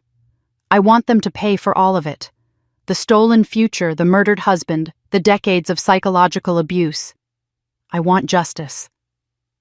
Margaret's eyes met mine, and I saw my own rage reflected back at me. Then let's get it. Together. I've watched from the shadows for 45 years. I'm done hiding. She pulled a business card from her wallet and slid it across the table. I'm a research librarian. I have access to databases most people don't even know exist. Legal records, newspaper archives, genealogical documents, property transfers. If it's documented somewhere, I can find it. What do you need? Everything. Every lie, every crime, every person they've hurt. I want a complete picture so when this goes to trial, there's no defense, they can mount no sympathy they can claim. Margaret nodded slowly. There's something else you should know. When Barbara demanded that David give you back to her, she didn't just want a baby. She wanted to prove she could take something from me. She saw me as competition, a 15-year-old girl who'd cared for you better in 6 months than she could in a lifetime. Your existence wasn't about you to her. It was about winning. I was a trophy. And so was Caroline. Barbara collected daughters the way other people collect art to display to prove her worth to arrange in ways that made her look good. But you were never supposed to outshine Caroline. That was the unforgivable sin. I thought about the Stanford letters about my 1480 SAT score listed as Caroline's. I was supposed to be the supporting character in Caroline's story. But you refused to stay in that role. You succeeded anyway despite everything they did to sabotage you. You married, well-raised a good son, built a career. That terrified her. So she had to eliminate the source of your strength. Margaret's voice was cold now, analytical. Robert had to go. We sat in silence for a moment, the weight of it all settling over us. Then Margaret reached across the table and took both my hands in hers. She didn't just steal your future, Emily. She's been stealing your past, rewriting history to erase the fact that you were loved first, that you were wanted, that you mattered. Let's take it all back. Every piece, every truth, every stolen moment. Let's make sure the world knows exactly who Barbara Carter is and what she's done. I squeezed her hands, feeling strength flow between us. Together. Together, Margaret echoed. Mother and daughter, the way it should have been all along. Margaret and I met 3 more times over the following 2 weeks, always at the daily grind, always in the quiet corner booth that had become our unofficial headquarters. She brought boxes of documents she'd accumulated over the years.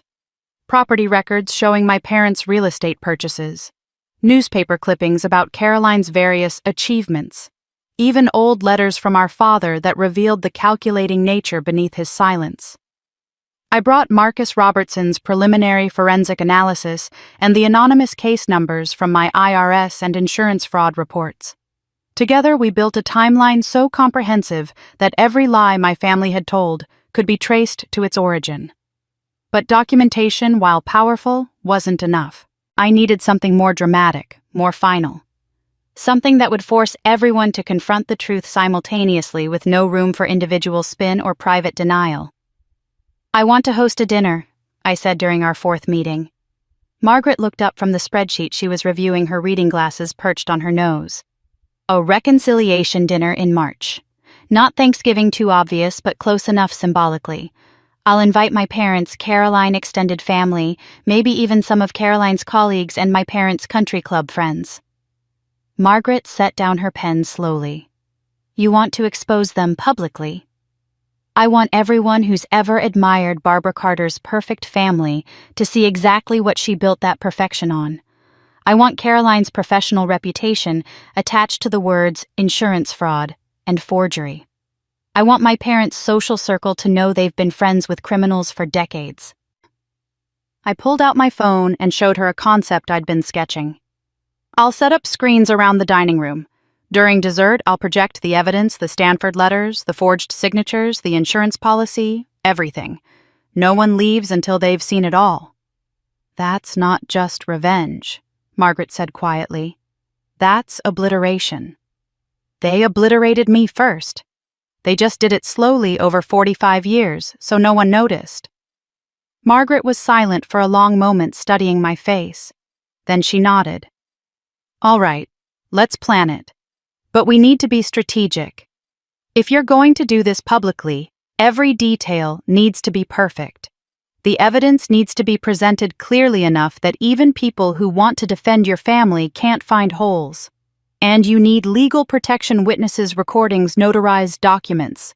This can't look like a vindictive daughter making wild accusations. I know, that's why I need you there. You're the witness to the beginning of all this. You're the proof that Barbara's cruelty started before I could even remember. We spent the next hour planning logistics.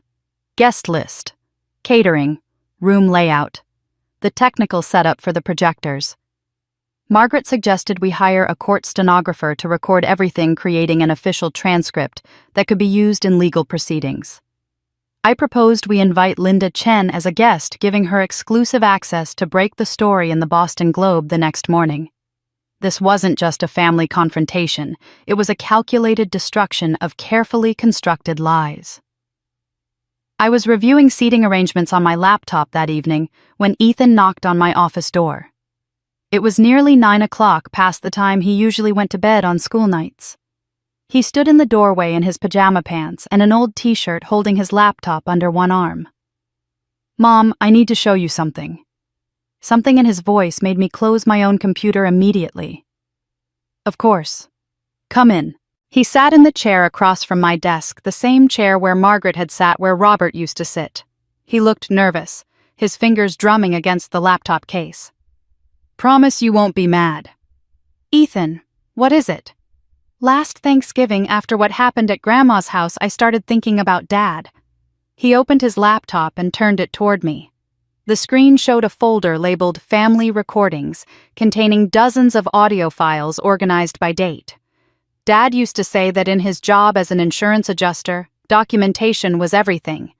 That people lie, but records don't. So I thought, maybe I should document things too. My heart started beating faster. Document what? Every conversation I had with Grandma and Aunt Caroline. Every time they called, every time they visited before you froze the accounts, every time Mom said I had to go over there. I used the voice memo app on my phone. He clicked on the first file dated November 28th of last year, 3 days after Thanksgiving. I was scared, Mom. After what they did to me, I was scared they might hurt you next. So I started recording everything. He pressed play.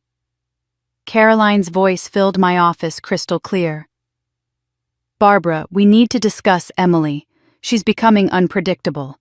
Freezing our accounts was just the first move. Who knows what she'll do next? My mother's response was equally clear. Emily has always been manageable. We just need to apply the right pressure. Remind her what happened to Robert when he tried to protect her from us. I grabbed the laptop, staring at the screen. When was this recorded? Last December. Aunt Caroline came over to Grandma's house to talk about you. I was supposed to be in the other room watching TV, but I left my phone on the bookshelf near where they were sitting. Ethan's voice was steady, but his hands were shaking. There are more. A lot more. He clicked through the files. January 3rd. Caroline and my mother discussing how to access the frozen accounts, with Caroline saying, Emily doesn't know about Stanford. Mother buried that perfectly. January 20th. My mother talking on the phone to someone about the insurance situation, saying Robert's death was unfortunate, but the insurance worked out exactly as planned. Caroline needed that money. February 14th. Caroline's voice again talking to someone I didn't recognize. Ethan looks too much like Robert. It's unsettling. We need to keep him distant from the family. Can't risk him asking questions about his father's accident. The boy's too smart. I listened to file after file, my horror growing with each recording. My 13-year-old son had been conducting his own investigation for over a year, gathering evidence in the most dangerous way possible by putting himself in proximity to people who'd already demonstrated they were willing to kill to protect their secrets. Ethan, this was incredibly brave but also incredibly dangerous. If they'd found out you were recording them... I know. But Mom, they already hurt Dad, and they hurt you your whole life. I thought if I could prove what they were doing, maybe you could stop them before they hurt anyone else." His eyes met mine, and I saw Robert in them, the same determination, the same unwavering moral clarity. "I'm not a little kid anymore. I understand what they did. They stole your college acceptance. They stole Dad's insurance money. They made you feel worthless your whole life. And they probably—" His voice wavered. "They probably killed Dad, didn't they?" I wanted to lie to protect him from this truth, but he deserved honesty. "I think so. Yes." He nodded, taking this in with a composure that broke my heart. "Then you need these recordings. There are 47 files total. Some are short, just a few minutes. Others are almost an hour. I dated and labeled everything. I even made backup copies on a flash drive that I keep in my locker at school." I pulled him into a hug, this child who'd become an adult far too soon. "You're amazing. You know that. You're the bravest person I know." "I learned from you," he said into my shoulder. "You taught me to fight back. I'm just doing what you're doing, making sure they can't lie anymore." I pulled back and looked at him. These recordings could be crucial evidence. With your permission, I want to give copies to Marcus Robertson, my forensic accountant, and potentially to the FBI when the time comes. Are you okay with that? That's why I recorded them. He closed the laptop. I'm your witness, Mom, and I have everything on record. March 15th arrived with the kind of crisp spring weather that made Boston beautiful, clear skies, temperatures in the low 60s, cherry blossoms just beginning to open on the trees lining my street. I'd sent the invitations 3 weeks earlier, formal cardstock with elegant script. "Emily Carter requests the pleasure of your company for a family reconciliation dinner." I'd included my parents Caroline and her family, my father's brother and his wife, several cousins I barely knew, and half a dozen of my parents' closest friends from their country club. 23 people in total, plus Margaret, who would arrive separately and sit quietly in the back. The responses had come quickly. My mother called within hours of receiving her invitation, her voice carefully neutral. "Does this mean you're prepared to be reasonable about the accounts?" "It means I want to talk. As a family." I'd kept my voice equally neutral, giving nothing away. Caroline had texted, "About time you came to your senses. We'll be there." I'd hired caterers, rented extra tables and chairs, set up a projector and screen in my dining room, under the guise of showing family photos and memories. Marcus Robertson had helped me prepare the digital presentation, organizing the evidence into a devastating timeline. Linda Chen sat on my back patio with her laptop ready to file her story the moment I gave her the signal. And Ethan, my brave, brilliant son, had copied all 47 audio recordings onto a master file, queued and ready to play. My parents arrived at 5:30, my mother dressed in an expensive silk blouse and pearls, my father shuffling behind her with the diminished energy of a man who'd aged considerably in the past 4 months. She surveyed my house with barely concealed criticism, her eyes lingering on the rental tables set up in my living room. "Emily, this is quite elaborate. I hope you're not expecting us to suddenly forget the past few months of unpleasantness. I'm hoping we can move forward, Mom, as a family." The lie tasted bitter, but I smiled through it. Caroline arrived 20 minutes later with her husband Tom and their 2 children. Madison, now 10, wore a designer dress and immediately attached herself to her grandmother. Caroline's son Nathan, 8 years old, headed straight for Ethan's room where video games awaited. Caroline herself looked polished and confident, clearly believing she'd won some unspoken battle. "Your house looks nice, Em," she said, handing me a bottle of wine I knew cost at least $80. Smaller than I remembered, but cozy. The other guests trickled in, aunts, uncles, cousins, my parents' friends who'd known me since childhood, but had never bothered to know me at all. They filled my home with polite conversation and the kind of superficial warmth that characterized families who'd perfected the art of looking functional while being fundamentally broken. Margaret arrived last, slipping in through the side door as we'd planned. She wore a simple black dress and took a seat in the corner near the projector, a spot where she could see everything but wouldn't draw attention. Our eyes met briefly across the room, and she gave me the smallest nod. Dinner proceeded exactly as planned. The caterers served herb-roasted chicken garlic mashed potatoes, spring vegetables, and fresh rolls. Wine flowed freely. Conversation hummed with the careful avoidance of controversial topics. My mother held court at one end of the table, entertaining her friends with stories about her recent cruise plans. Caroline laughed too loudly at her husband's jokes, performing the role of successful daughter and devoted wife. And Ethan sat at the table, right in the middle between me and a cousin he'd never met. No kitchen, no doorway. At the family table where he belonged.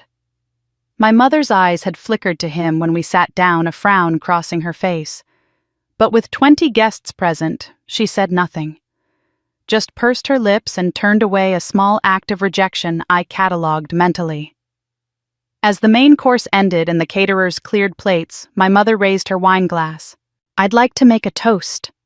The room quieted. To family. Despite our differences, despite the challenges we've faced, it's nice when people remember their obligations. To forgiveness and moving forward. To forgiveness. Caroline echoed, her glass raised, her smile smug. I stood slowly, holding the remote control I'd kept beside my plate. "Actually, before we have dessert, I'd like to share some family memories. I put together a little presentation." My mother frowned. "Emily, that's not really necessary." "I insist." I clicked the remote. The lights dimmed automatically. The projector hummed to life and a screen descended from the ceiling mount I'd installed that morning. "It won't take long." The first image appeared on the screen, a photograph of me at 18, smiling in my high school graduation cap and gown.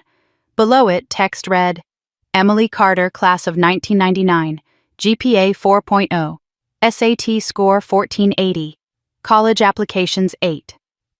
My mother shifted uncomfortably. "Emily, what is this?" The next slide showed the Stanford acceptance letter enlarged, so every word was visible. Several guests leaned forward reading. My uncle's wife whispered, "She got into Stanford, full scholarship," I said calmly. "Presidential scholar, tuition, room and board for 4 years. The acceptance letter arrived in April 1999. I never saw it." Click. The next slide showed the unopened envelope, my name and address clearly visible, the Stanford seal unmistakable. My mother intercepted it, hid it, told me I'd been rejected. "This is ridiculous." Caroline stood abruptly. "Mom, we don't have to sit here and—" "Sit down, Caroline." My voice was steel. "You're going to want to see this next part." The slide changed to show Caroline's college application from 2 years later, with my SAT scores listed as hers. Then copies of scholarship checks made out to Emily Carter with deposit slips showing them going into Caroline's accounts. Then the forged recommendation letters, Mr. Henderson's words of praise, redirected from Stanford to community college. The room had gone completely silent. My mother's face was white. Caroline stood frozen, her mouth open. "For 25 years I thought I wasn't good enough, that I'd failed. But I didn't fail. My family stole my future and gave it to Caroline." Click. The screen showed the Carter family trust documents. "Then they stole my money." Click. Robert's life insurance policy with the forged signature. "Then they murdered my husband." "That's a lie." My mother tried to stand, her hand clutching her chest. "You can't prove—" "Actually, I can." I nodded to Ethan, who pressed play on his laptop. The speakers crackled, then Caroline's voice filled the room. "Emily doesn't know about Stanford. Mother buried that perfectly." Then my mother's voice. "Robert's death was unfortunate, but the insurance worked out exactly as planned." Caroline again. "We need to keep Ethan distant. Can't risk him asking questions about his father's accident." The recordings played for 3 minutes, damning statement after damning statement, while my parents' friends stared in horror and my relatives sat frozen in their seats. Madison started crying. Tom grabbed Caroline's arm, his face shocked and angry. My uncle pushed back from the table, standing. "Barbara, what the hell is this?" My mother clutched her chest harder, her breathing becoming rapid and shallow. I can't breathe. Mom." Caroline moved toward her, but my mother was already falling, her knees buckling as she slid from her chair. She hit the floor with a heavy thud, her pearls scattering across my hardwood floor like dice. Chaos erupted. My uncle dropped to his knees beside her, checking for a pulse. Someone screamed for someone to call 911. Tom pulled out his phone, his hands shaking. Caroline knelt beside our mother, sobbing while Madison wailed in the background. I stood at the head of the table, remote control still in my hand, and watched the woman who'd birthed me collapse under the weight of her own crimes. Part of me wanted to help, to rush forward and perform CPR to save her the way she'd never saved me. But a larger part, the part that had spent 45 years suffocating under her cruelty, stood frozen, watching her face consequences for the first time in her life, even if those consequences meant her heart gave out. The ambulance arrived within 7 minutes. EMTs rushed into my dining room, pushing past horrified guests, and worked on my mother while Caroline sobbed and my father stood in the corner looking 10 years older than he had an hour before. They stabilized her enough to transport, loaded her onto a gurney, and wheeled her out through my front door while neighbors gathered on their lawns to watch. Caroline rode in the ambulance. The rest of the guests left quickly, some offering awkward condolences, others avoiding my eyes entirely. One of my parents' country club friends paused at the door, an elegant woman in her 70s who'd known me since childhood. "What you showed us tonight, is it true?" "Every word, every document." She nodded slowly. "Then I'm sorry, Emily, for not seeing it sooner." She left without another word. Margaret stayed and helped me clean up. We worked in silence, packing away untouched desserts, collecting scattered pearls from the floor, taking down the projector screen. Linda Chen had already left, racing back to the Globe to file her story before the midnight deadline. By morning, the world would know what the Carter family really was. That was 3 months ago. The reunion video, recorded by one of my cousins on his phone, leaked online within 48 hours.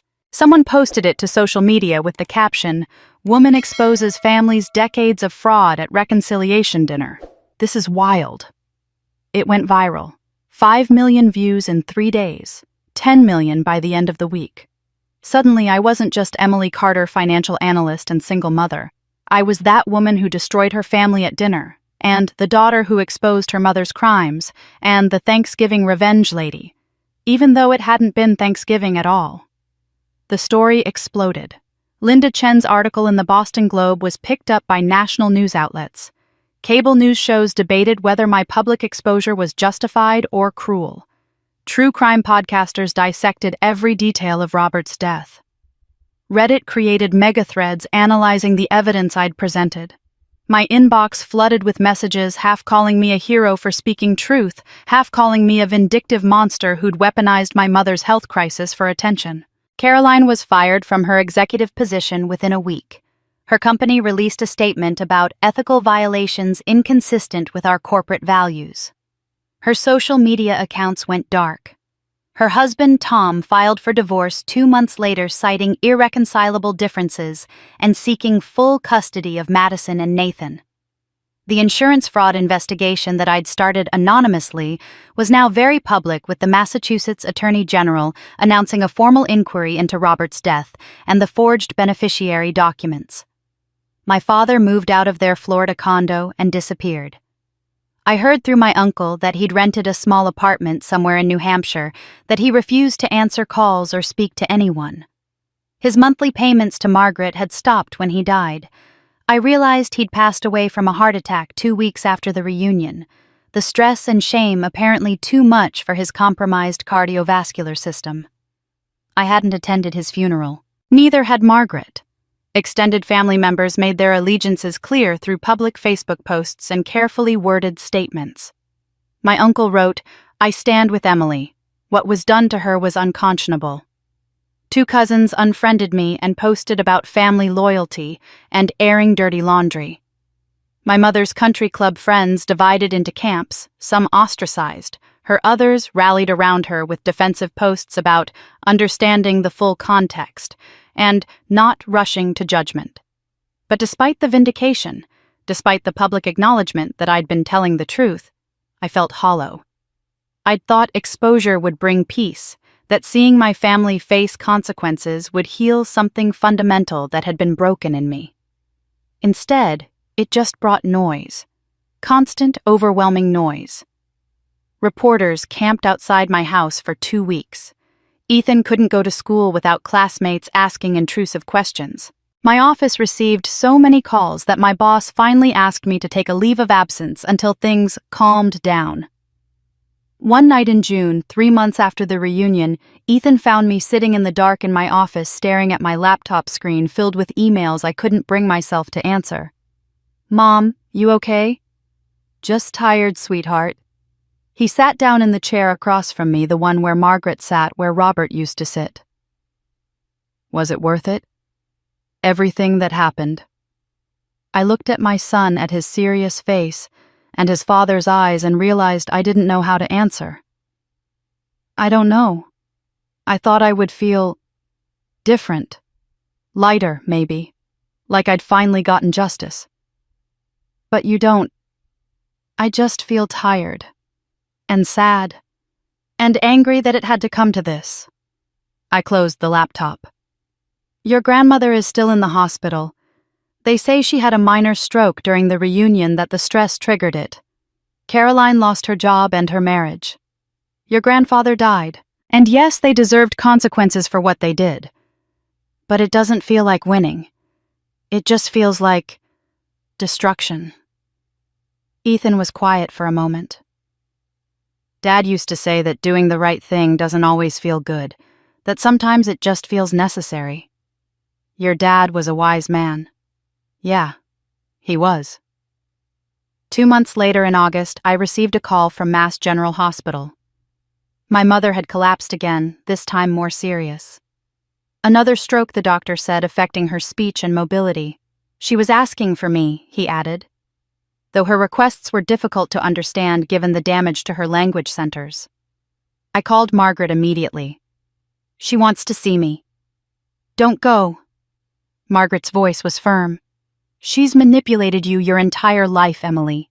Even now she's trying to control you through guilt." "I know. But I need to see this through. I need to look her in the eyes one more time." "Then I'm coming with you." We drove to the hospital together, Margaret gripping my hand in the parking lot before we went inside. "Whatever she says, remember, you don't owe her forgiveness. You don't owe her peace. You did what needed to be done." My mother's room was on the 4th floor in the stroke recovery unit. She looked impossibly small in the hospital bed, her face slack on one side, her hair thin and gray without its usual professional styling. An IV dripped clear fluid into her arm. Monitors beeped steadily. Her eyes opened when we entered. She saw me first, then Margaret behind me. Something flickered across her face. Recognition fear, maybe regret. Her right hand, the one that still had movement, reached toward the bedside table. "The watch," she whispered. Her words slurred but understandable. "Robert's watch. I kept... shouldn't have." My heart started pounding. "What watch?" She fumbled with something in the drawer of her bedside table, her movements slow and uncoordinated. Finally, she pulled out a small key attached to a paper tag.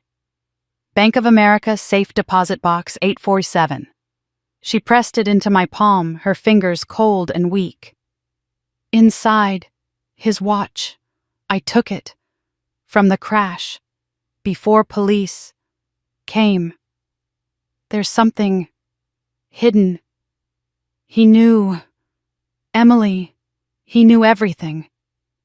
Her eyes closed and the heart monitor's beeping slowed. A nurse rushed in, checking her vitals, adjusting her IV. Margaret pulled me out into the hallway while medical staff swarmed the room. "What watch?" Margaret asked. "Did Robert have a special watch?" "Yes, a silver Omega his father gave him for our wedding. He wore it every single day. After the accident, the police said his personal effects were destroyed in the crash, his wallet, his phone, his watch. They gave me his wedding ring that was all they could recover." I stared at the key in my palm. But she took his watch. She was there before the police, and she took evidence from the scene. We drove directly to the Bank of America downtown. I showed my ID, showed the key, signed the access log. The bank manager led us to a private room and brought out box 847. It was small, maybe 8 by 10 inches unremarkable gray metal. I opened it with shaking hands. Inside was Robert's silver watch, exactly as I remembered it. The face was cracked, the leather band torn, but it was unmistakably his. I lifted it carefully, and something rattled inside. Margaret leaned closer. "The back. Check the back." I turned the watch over. The backing plate was loose, held on by tiny screws that had been removed and replaced. Someone had opened it recently. I used my fingernail to pry off the backing. A micro SD card fell into my palm, no bigger than my thumbnail. Inside the safe deposit box was Robert's silver watch, and something hidden inside it that would change everything. Margaret and I sat in my car in the bank parking lot staring at the SD card resting in my palm. It was so small, so ordinary, and yet my mother's words echoed in my mind. He knew everything.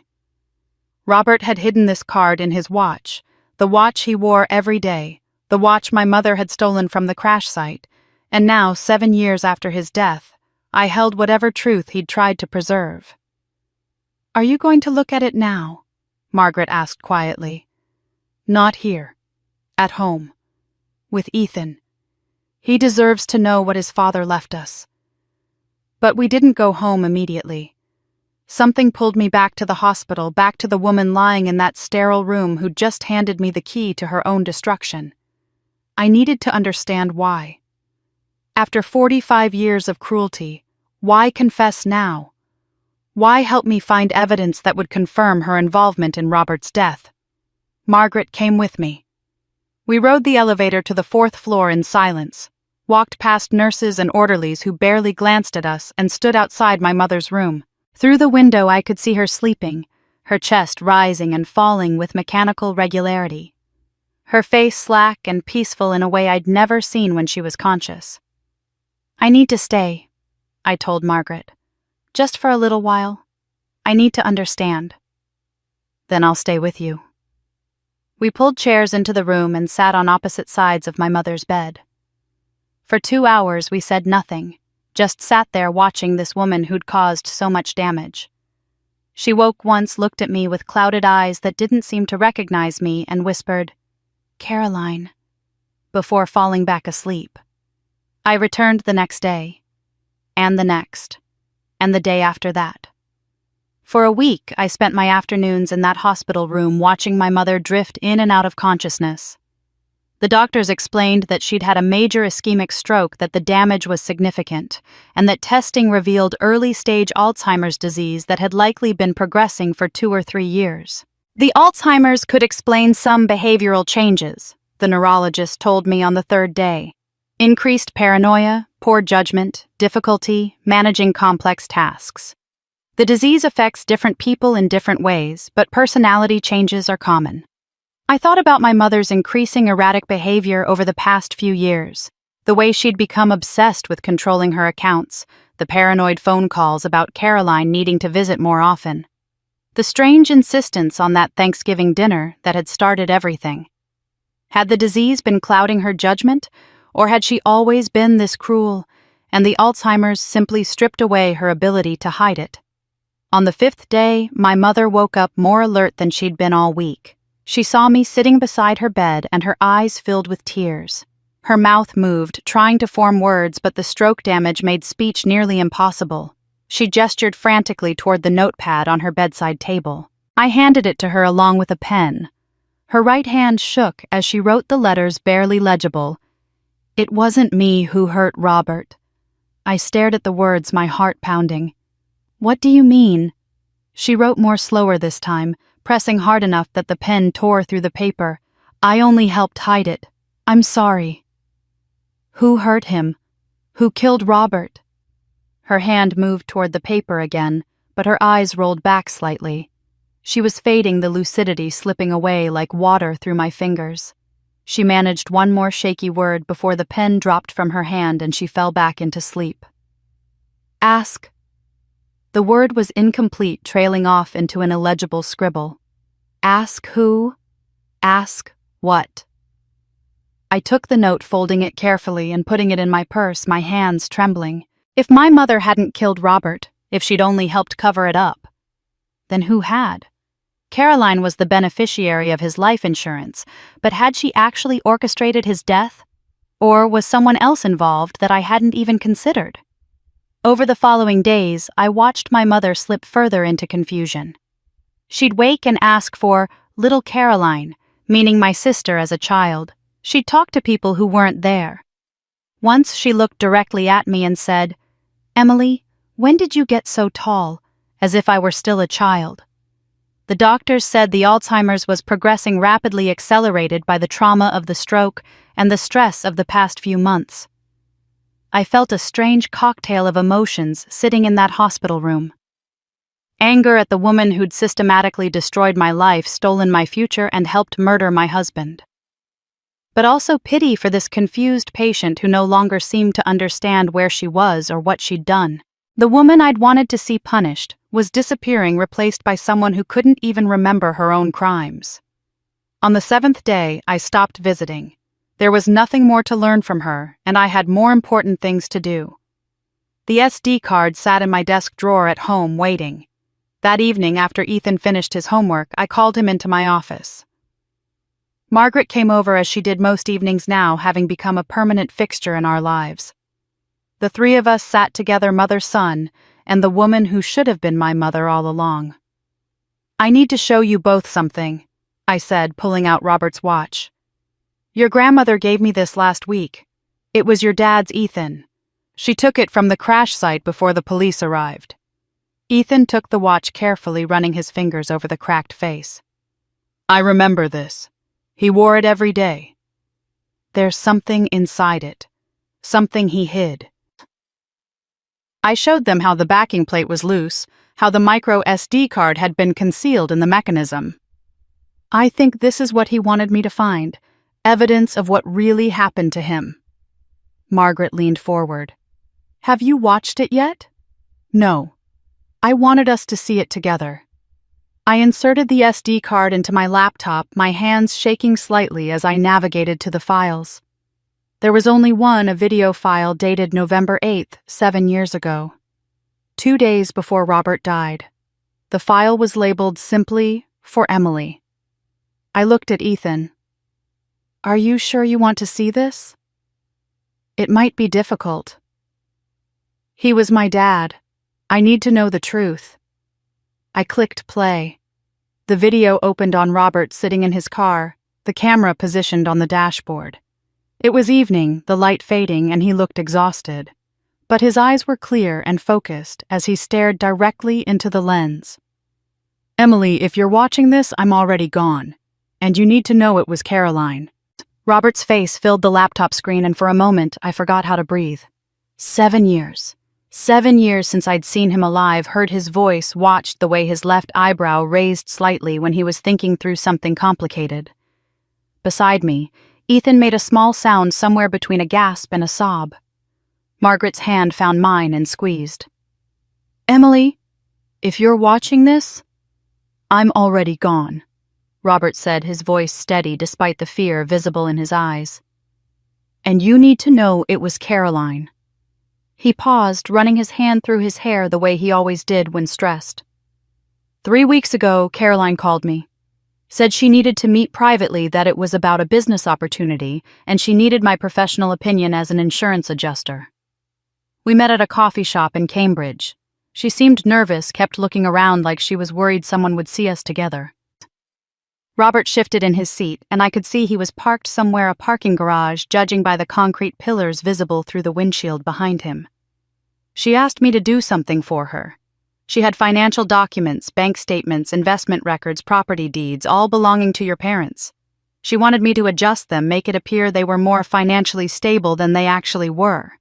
She said she was trying to secure a business loan and needed proof of family collateral, that it was just a formality, that the bank would never actually verify the numbers. My stomach tightened. Beside me, Ethan leaned closer to the screen, his fists clenched. I told her no. Obviously, what she was asking me to do was fraud, and I'm not risking my license or my integrity for anyone, family included. That's when things got ugly. Robert's jaw clenched. She said if I didn't help her, she'd make problems for you at work. Said she had connections at your firm that she could plant rumors about your professional conduct, maybe hint that you'd been skimming from client accounts. She was very specific about it, Em. She'd thought it through. The video jumped slightly. Robert had paused the recording and restarted it. When it resumed, he looked more tired, more frightened. I couldn't let her threaten you like that, so I started digging. I used my access to insurance databases, public records, everything I could legally search. And Emily, what I found... He shook his head. Caroline has been embezzling from your parents for at least 6 years. Small amounts at first, a few thousand here and there from their investment accounts. But it escalated. She's been using your identity, your social security number, forged signatures, everything to create trusts and transfer funds. That Carter family trust you told me about last month? That's just one of at least 4 different accounts she's set up using your name. Margaret inhaled sharply. I sat frozen, watching my dead husband expose crimes I'd only begun to understand months ago. I documented everything. Account numbers, transaction dates, forged signatures. I made copies of all of it and hid them in 3 separate locations. One set is in our safe deposit box at the bank, you know which one. Another set is with my attorney sealed in an envelope marked, "To be opened only by Emily Carter in the event of my death." And the third set is on this SD card which I'm hiding in my watch. The watch you gave me for our anniversary. I figure if anything happens to me eventually you'll want it back, and eventually you'll find what's inside. He paused, and I saw tears in his eyes now. 2 days ago Caroline called again. Said we needed to meet, that she wanted to explain herself, that maybe we could reach an understanding. Like an idiot, I agreed. I met her at the parking garage near her office building. I thought maybe she was going to apologize or beg me not to turn her in or something rational. Robert reached down and did something off-screen. I recorded the conversation on my phone. I'm going to play it for you now. Listen carefully. The video paused, then audio began playing over a black screen. Robert's voice clear and firm. I'm not going to help you commit fraud, Caroline. And I'm not going to let you threaten my wife.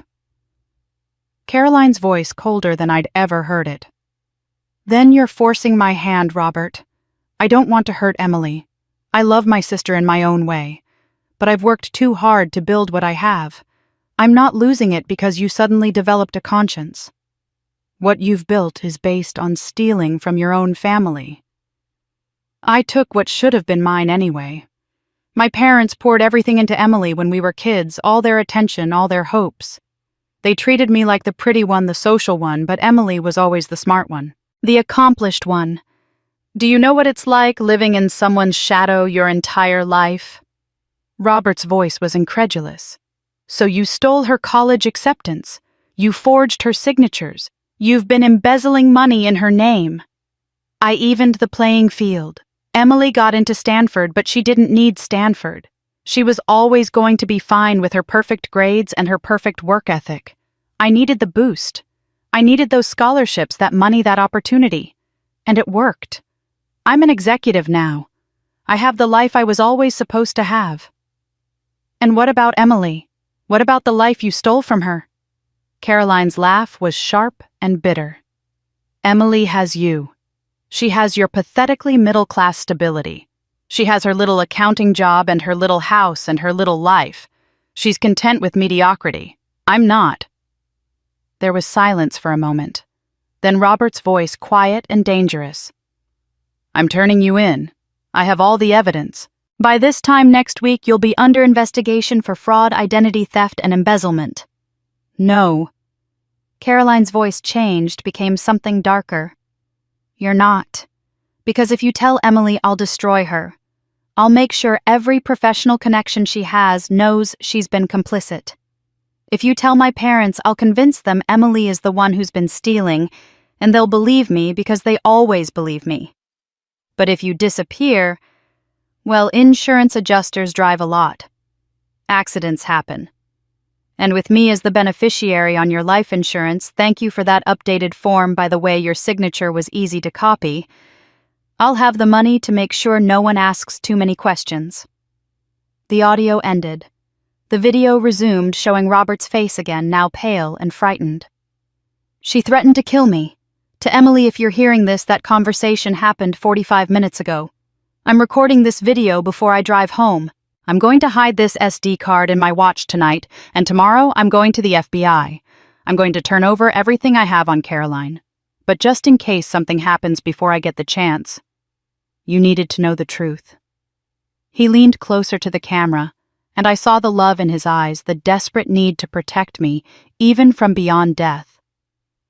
"Emily, I love you. I love Ethan. I'm sorry I got involved in your family's mess. I thought I could protect you from them, but I was wrong. Caroline is dangerous in ways I didn't understand until it was too late. Please, please be careful. And please make sure she pays for what she's done. Not just to us, but to you. For your entire life, she's been stealing everything you earned. Don't let her get away with it." The video ended abruptly. The screen went black. The three of us sat in silence, the weight of Robert's words crushing the air from the room. Ethan spoke first, his voice barely above a whisper. "Aunt Caroline killed my dad." "Yes," I said. The word felt like gravel in my throat. "And Grandma knew? She helped cover it up." "Yes." Margaret stood abruptly and walked to the window, her arms wrapped around herself. "The insurance payout. $500,000. Caroline got it all because she'd forged Robert's signature, changing the beneficiary. And your mother agreed to stay silent about what really happened." I thought about my mother's note. It wasn't me who hurt Robert. I only helped hide it.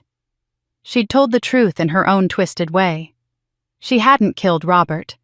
She'd just helped Caroline get away with it, probably in exchange for a cut of the insurance money or continued access to Caroline's affection. The daughter who'd always been the favorite, who could do no wrong even when she was literally committing murder. "I spent a year punishing my mother," I said quietly. "Freezing her accounts, exposing her crimes, watching her have a stroke in my dining room. But she was just the accomplice. Caroline was the one who did this. Caroline was the one who turned my son into an orphan." Ethan stood up, his face hard with anger I'd never seen before. "What are we going to do?" I looked at the black screen of my laptop, at the frozen frame of Robert's face, at the man who'd loved me enough to document his own murder. Then I looked at Margaret, who'd spent 45 years protecting me from the shadows. Then at my son, who'd spent a year secretly recording conversations to keep me safe. "We're going to do exactly what Robert asked us to do," I said. "We're going to make sure Caroline pays for everything. Not just Robert's murder, but the 25 years of fraud before it. The stolen scholarships, the embezzlement, the identity theft. All of it." Margaret turned from the window, her expression fierce. "I know someone at the FBI, a friend from library school who specializes in white-collar crime. I can get this evidence to her by tomorrow morning." "Do it," I said. "And then we wait. Because this time, I'm not confronting Caroline at a dinner party. This time, I'm letting the federal government destroy her." Ethan sat back down, staring at the laptop. "Dad knew. He tried to protect us, and she killed him anyway." I pulled my son close, holding him while he finally cried for the father he'd lost and the evil that had taken him. Margaret joined us, wrapping her arms around both of us, and for the first time in my life, I understood what family was supposed to feel like. Robert had given me one final gift, the truth, and I was going to use it to make sure Caroline never hurt anyone again. Margaret's contact at the FBI was Special Agent Diana Reeves, a woman in her early 50s who specialized in financial crimes and had prosecuted dozens of complex fraud cases. We met her 3 days after watching Robert's video in a nondescript office building in downtown Boston. I brought everything: the SD card with Robert's video and the audio recording of Caroline's confession, Ethan's 47 audio files documenting conversations over the past year. Marcus Robertson's complete forensic analysis of the financial fraud, copies of the forged documents from my parents' attic, the insurance policy with Robert's forged signature, and the police report from his accident. Agent Reeves spread the evidence across a conference table and spent 4 hours reviewing it while we sat in silence. When she finally looked up, her expression was grim but satisfied. "This is one of the most thoroughly documented cases I've ever seen. Mrs. Carter, you've essentially done half our investigation for us. But I need you to understand building a federal case takes time. We're talking about charges that span 25 years, multiple victims, and a potential murder. We need to verify every document, interview witnesses, coordinate with state prosecutors, and build a case so airtight that no defense attorney can find holes. Are you prepared to wait?" "How long?" I asked. 6 months minimum? Maybe longer." I looked at Ethan, then at Margaret. "We've waited this long. We can wait longer if it means getting it right." "Good, because when we move on this, I want to make sure Carolyn Carter Morrison spends the rest of her life in prison." The investigation began immediately. FBI agents interviewed Marcus Robertson, who provided detailed testimony about the financial fraud. They subpoenaed records from Caroline's employer, her bank accounts, her husband's auto repair shop. They interviewed my parents' neighbors, former employees at my high school, even the caterers from the reconciliation dinner who'd witnessed my mother's confession.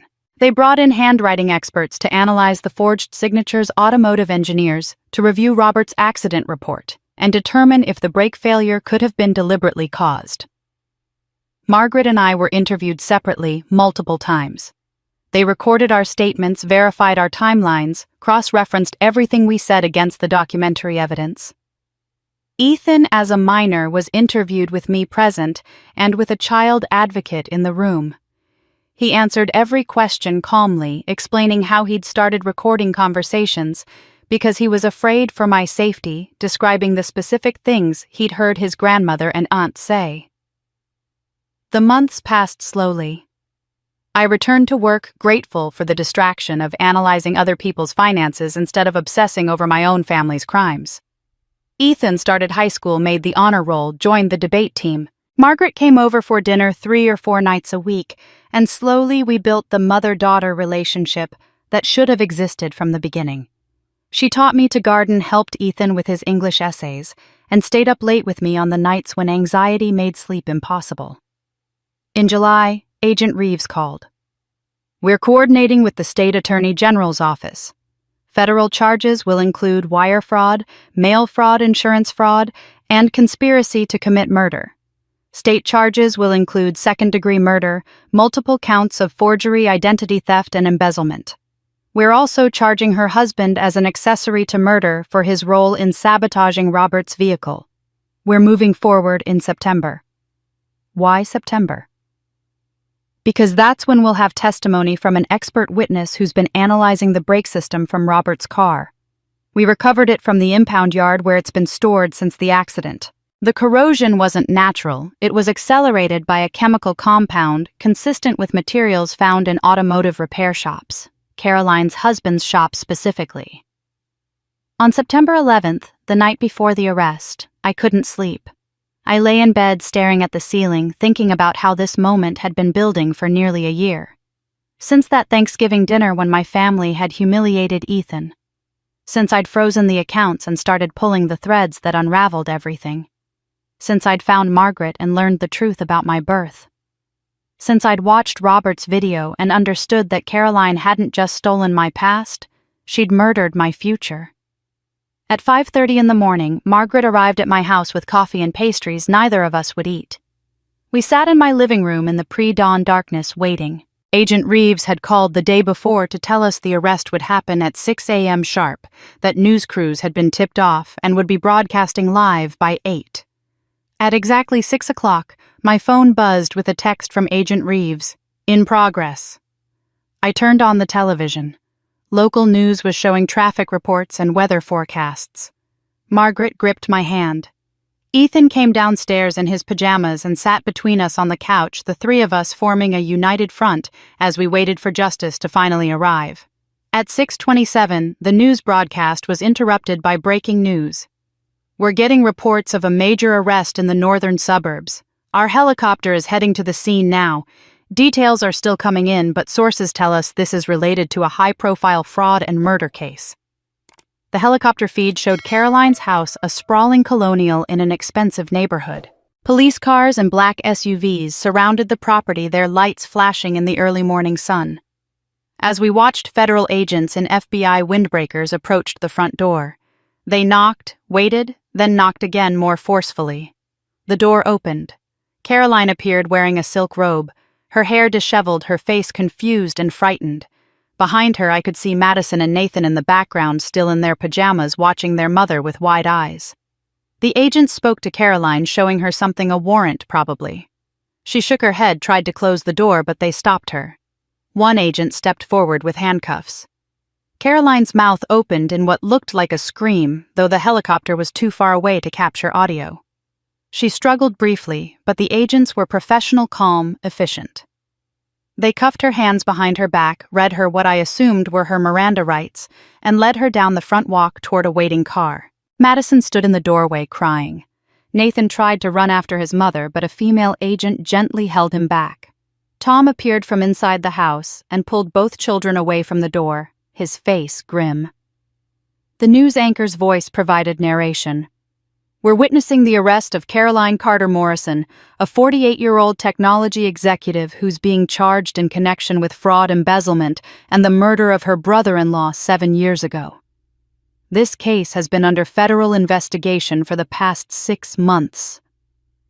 I watched Caroline being placed in the back of an FBI vehicle, her head forced down as she entered, her face visible for just a moment through the window, shocked, terrified, and still somehow indignant, as if she couldn't believe this was happening to her. The convoy of vehicles pulled away from the house, and the helicopter followed them through the suburban streets toward the federal courthouse downtown. By 8 o'clock, every major news outlet was covering the story. Caroline's arrest photo appeared on screen. Her makeup smeared, her silk robe wrinkled her expression, a mixture of rage and disbelief. The charges were listed in stark text wire: fraud, insurance fraud, conspiracy to commit murder, second-degree murder, forgery, spanning 25 years, identity theft, embezzlement.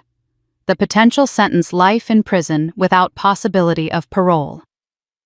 Linda Chen's article in the Boston Globe went live at 8:15, providing the complete backstory. She'd been given exclusive access to the case files with Agent Reeves's permission, and her reporting was devastating. She detailed the Stanford theft, the forged scholarships, the Carter family trust embezzlement, and finally Robert's murder and the audio recording of Caroline's confession. The headline read, "Silicon Valley executive arrested for brother-in-law's murder after decades of fraud against her own sister." My phone exploded with messages. Former colleagues expressing shock, distant relatives claiming they'd always suspected something was wrong, strangers offering support. I ignored all of them and focused on the television coverage. At the police station, reporters captured footage of Caroline being led inside, still in her robe and slippers, her wrists cuffed in front of her now. She was processed through booking, fingerprinted, photographed, her personal belongings confiscated. Her lawyer arrived within an hour, an expensive criminal defense attorney who'd made his reputation defending white-collar criminals. Through sources at the courthouse, we learned that Caroline had immediately tried to blame our mother. She claimed she'd been manipulated, that Barbara had masterminded everything, that she was just following orders. Her lawyer attempted to paint her as another victim of their mother's psychological abuse and control. But Agent Reeves had anticipated this defense. She presented the evidence methodically. Caroline's voice on Robert's audio recording explicitly threatening to kill him if he exposed her crimes. Ethan's recordings showing Caroline making decisions independently, discussing how to hide evidence, coordinating with her husband. Financial records proving Caroline had direct control of the stolen funds. Her husband's garage records showing Robert's car had been in his shop 2 days before the accident, with notations about brake system inspection that the FBI's automotive expert testified was consistent with deliberate sabotage. Caroline's lawyer reviewed the evidence and requested a private meeting with his client. According to Agent Reeves, who called me that afternoon, he'd suggested a plea deal. If Caroline pled guilty to second-degree murder and fraud charges, prosecutors would recommend 40 years instead of life without parole. She'd be eligible for parole at age 88. Caroline refused. She still believed she could talk her way out, that her charm and intelligence and expensive lawyers would find some loophole, some way to shift blame or create reasonable doubt. She'd spent 48 years getting away with everything, and she couldn't conceive of a world where consequences finally caught up to her. At 4 o'clock that afternoon, Caroline was denied bail. The judge cited flight risk and danger to witnesses, specifically mentioning that she'd already murdered one person who'd threatened to expose her. She was transferred to the county jail to await trial. As the news showed footage of Caroline being processed into jail, her expensive jewelry removed her silk robe, exchanged for an orange jumpsuit. Her perfectly styled hair pulled back into a regulation ponytail. I felt something shift inside me. Not joy, exactly. Not even satisfaction. Just a quiet, cold sense of completion.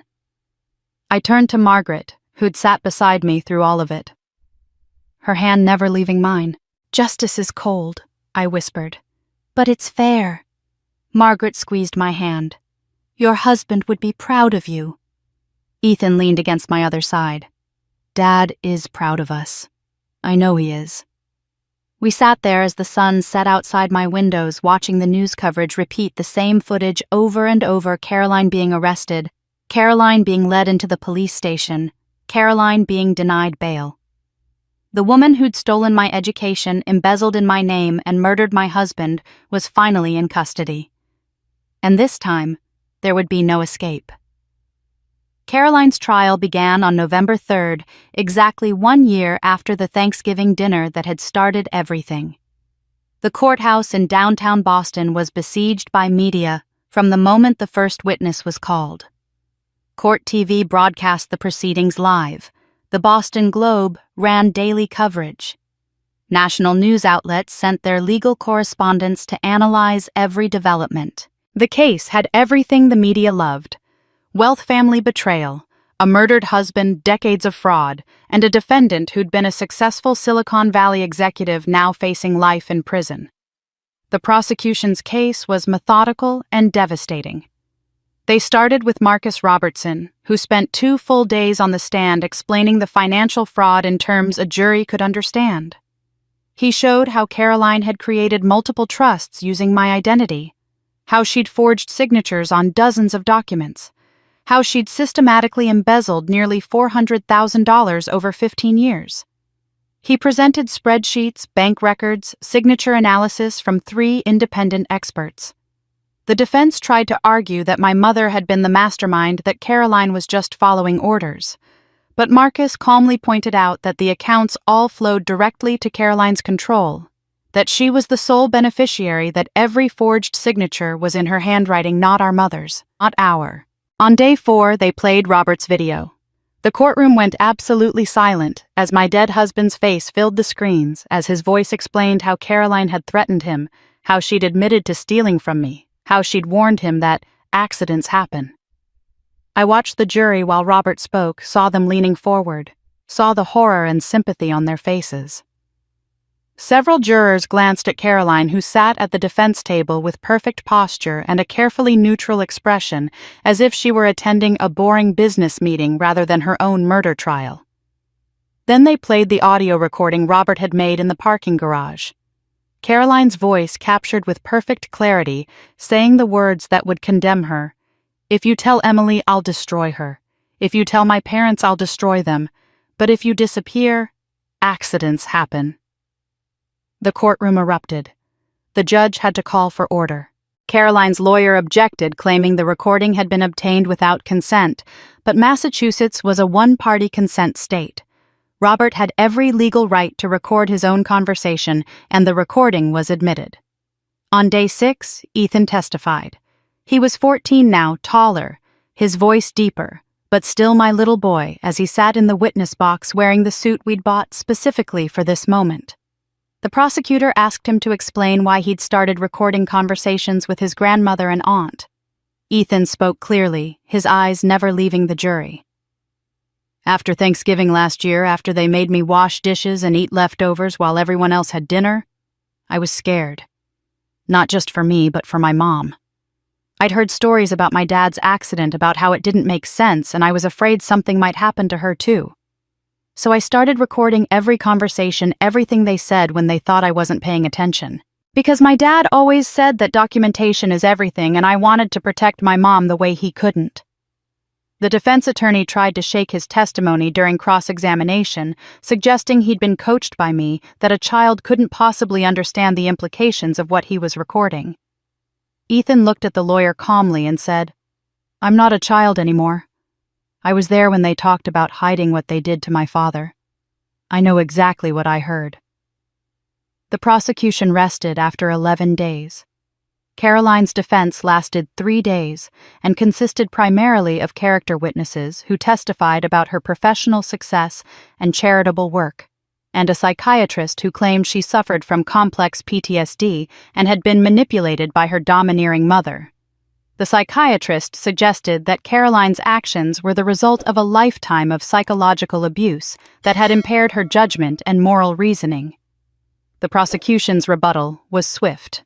They called their own psychiatrist who'd evaluated Caroline and found her legally sane, fully capable of understanding right from wrong, and demonstrating clear premeditation in her crimes. They pointed out that Caroline had held a high-level executive position requiring sophisticated decision-making, that she'd successfully hidden her crimes for decades, that she'd planned Robert's murder with calculated precision. This wasn't a woman who lacked the capacity to understand her actions. This was a woman who simply believed she was entitled to whatever she wanted, regardless of who she hurt. The jury deliberated for 3 hours. When they returned, the forewoman stood and read the verdict on each count. Guilty of wire fraud. Guilty of insurance fraud. Guilty of conspiracy to commit murder. Guilty of second-degree murder. Guilty of forgery. Guilty of identity theft. Guilty on all 23 counts. Caroline's face remained blank, but her hands gripped the edge of the defense table hard enough that her knuckles went white. Behind her in the gallery, Tom sat with Madison and Nathan, his face buried in his hands. The children were crying quietly. Meanwhile, my mother never stood trial. The prosecutors had initially planned to charge her as an accomplice, but her Alzheimer's diagnosis had been definitively confirmed by 3 independent neurologists. Cognitive testing showed she lacked the mental capacity to understand the charges against her, let alone assist in her own defense. The district attorney made the difficult decision not to prosecute, citing both the medical evidence and the fact that Caroline had clearly been the primary perpetrator. My mother had been transferred to a memory care facility in September, a pleasant place with gardens and activities and staff trained to manage dementia patients. I'd visited once 2 weeks after Caroline's arrest, driven by some complicated mix of duty and curiosity. She sat in a common room staring out a window, her hair thin and gray, her hands folded in her lap. When I approached, she looked up at me with blank eyes. "Hello," she said politely. "Are you one of the nurses?" "No, Mom. It's Emily, your daughter." She frowned, processing this. "Emily? No. Emily is just a baby, 6 months old. Margaret is taking care of her." She turned back to the window. "Have you seen Caroline? She's at Stanford now, you know. Full scholarship. We're so proud. She calls every Sunday." I stood there for a long moment watching this woman who'd destroyed so many lives now living in a reality she'd invented where Caroline was successful and beloved, where I was still an infant. Someone else was raising where the truth couldn't touch her anymore. Her punishment was complete. She would spend whatever time she had left, trapped in her own lies, asking for a daughter who would never call again, believing in a success story that had ended in a prison sentence. I left without saying goodbye. She'd already forgotten I was there. The sentencing hearing was scheduled for December 18th. I was asked to provide a victim impact statement, and I spent a week writing and rewriting it, trying to capture 45 years of damage in a few pages of testimony. When the day came, I stood at the podium in the courtroom facing the judge, while Caroline sat 20 feet to my left and spoke calmly without tears. Your Honor, Caroline Carter Morrison didn't just commit fraud and murder. She systematically destroyed every opportunity I ever had. She stole my college acceptance when I was 18 and gave it to herself. She stole scholarship money that bore my name. She embezzled from my parents using my identity, making me an unwitting accomplice to her crimes. She murdered my husband because he threatened to expose her, leaving my 6-year-old son without a father. And she did all of this while maintaining the appearance of a loving sister, attending family dinners, sending birthday cards, playing the role of devoted aunt, while secretly planning how to eliminate anyone who got too close to her secrets. I paused, looking directly at Caroline for the first time. She met my eyes, and I saw no remorse, only the same cold calculation she'd always possessed. The impact of her crimes can't be measured in dollars, though she stole hundreds of thousands. It can't be measured in years, though she's been stealing from me for 25. The impact is a childhood spent believing I was defective, a young adulthood struggling in community college while my stolen opportunities funded her university education, and 7 years raising my son alone because she valued insurance money more than his right to have a father. I ask the court to impose the maximum sentence not for revenge, but because Caroline has shown absolutely no remorse and will undoubtedly commit similar crimes if ever given the opportunity. The judge thanked me and asked Caroline if she wished to speak. Her lawyer advised against it, but Caroline stood anyway, and I saw the old arrogance flash across her face. I'd like to say that my sister has always been jealous of me. This entire prosecution is motivated by her resentment of my success. I made difficult choices, yes, but I did what I had to do to survive in a family that favored her at every turn. If she'd just accepted her place, Ms. Carter Morrison, that's enough. The judge cut her off, his voice sharp. I've reviewed the evidence in this case, and I've listened to testimony from dozens of witnesses. What emerges is a clear pattern of narcissistic entitlement, calculated cruelty, and complete disregard for human life. You murdered your brother-in-law for money. You stole your sister's education and opportunities. You traumatized a child who trusted you. The court sentences you to 25 years to life on the murder charge to run consecutively with additional sentences on the fraud charges. You will be eligible for parole in 42 years, at which time you will be 90 years old. May you spend those years reflecting on the lives you destroyed. As the bailiffs moved to take Caroline into custody, she turned to me, her face twisted with rage. You destroyed this family, she screamed. Everything we had, everything we built, you destroyed it all. I stood up, meeting her eyes calmly. No, Caroline, I freed it. The bailiffs led her away, her screams echoing through the courthouse until the heavy doors closed behind her. I stood there breathing slowly, feeling Margaret's hand on my shoulder, Ethan's arm around my waist. It was over. Finally, completely over. As we left the courthouse, stepping into the cold December air, my lawyer appeared at my side. Emily, there's one more thing. Your father's estate attorney asked me to give this to you after the sentencing. He handed me a manila envelope sealed with my name written across the front in my father's handwriting. I held it, feeling its weight, wondering what final message my father could possibly have left me. As Emily left the courthouse, her lawyer handed her one final envelope from her father's estate attorney. I didn't open the envelope that night.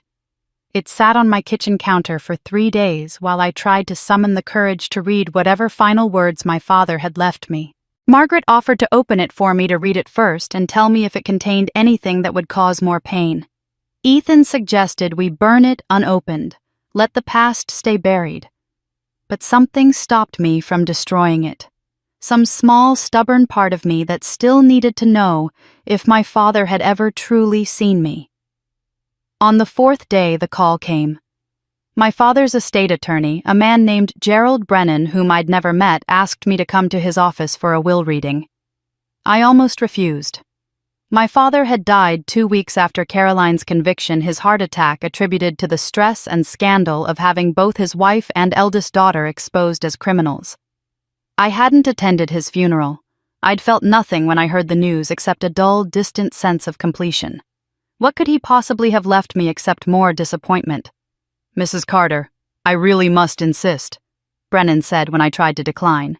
The will specifically requests that both you and your son Ethan be present. It's quite unusual, and there are time-sensitive matters that need to be addressed. What time-sensitive matters? I'm not at liberty to discuss them over the phone. Please can you come to my office tomorrow at 2 p.m. Bring Ethan. I promise this won't take long. I agreed more out of curiosity than any real desire to engage with my father's estate. I assumed he'd left everything to distant cousins or some charity, maybe included a final passive-aggressive note about how I'd destroyed the family. I prepared myself for one last emotional blow. Brennan's office was in a historic building near Boston Common, all dark wood paneling and leather chairs.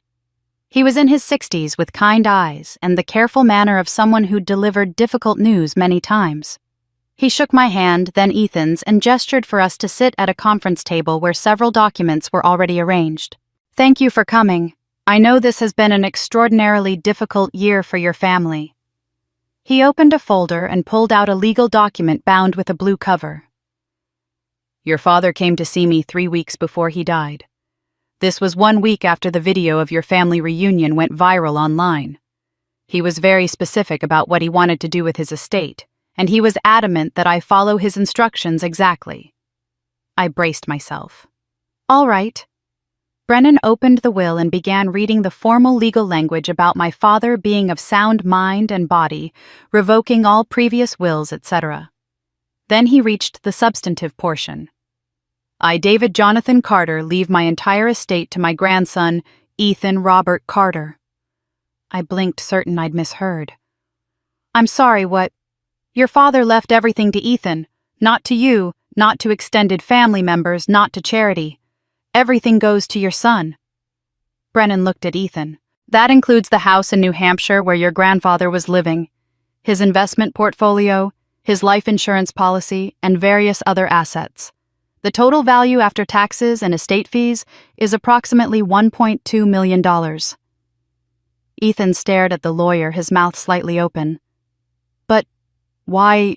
He barely knew me. He never even talked to me at family dinners. Your grandfather was very clear about his reasoning. He left you a letter. Brennan pulled a sealed envelope from the folder, this one with Ethan's name written across the front in my father's shaky handwriting.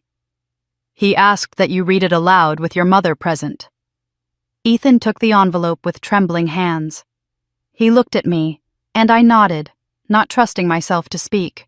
He carefully tore open the seal and pulled out 2 handwritten pages on my father's personal stationery. Dear Ethan, he began, his voice uncertain.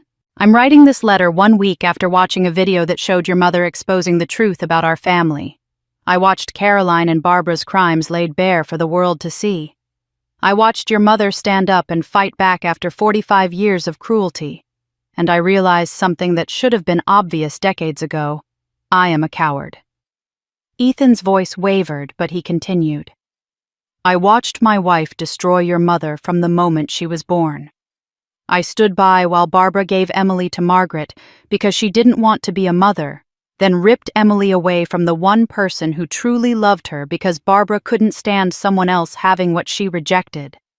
I said nothing when Barbara treated Emily like a burden while praising Caroline for simply existing. I did nothing when they intercepted Emily's Stanford acceptance letter and gave her future to Caroline. I knew what they were doing, Ethan. I knew, and I said nothing. I felt tears starting to form, but I forced myself to stay silent to let Ethan finish. When Robert came to me 7 years ago and told me he'd discovered Caroline's embezzlement when he showed me the evidence and begged me to help him stop her, I told him to stay out of it. I said it was family business, that Emily wouldn't want him involved, that I would handle it myself. But I didn't handle it. I told Barbara and Caroline that Robert knew the truth, and I watched them panic and plot, and I did nothing to stop what came next. I am complicit in your father's murder. I may not have cut the brake lines, but I gave them time to do it, and I stayed silent afterward when I should have gone to the police.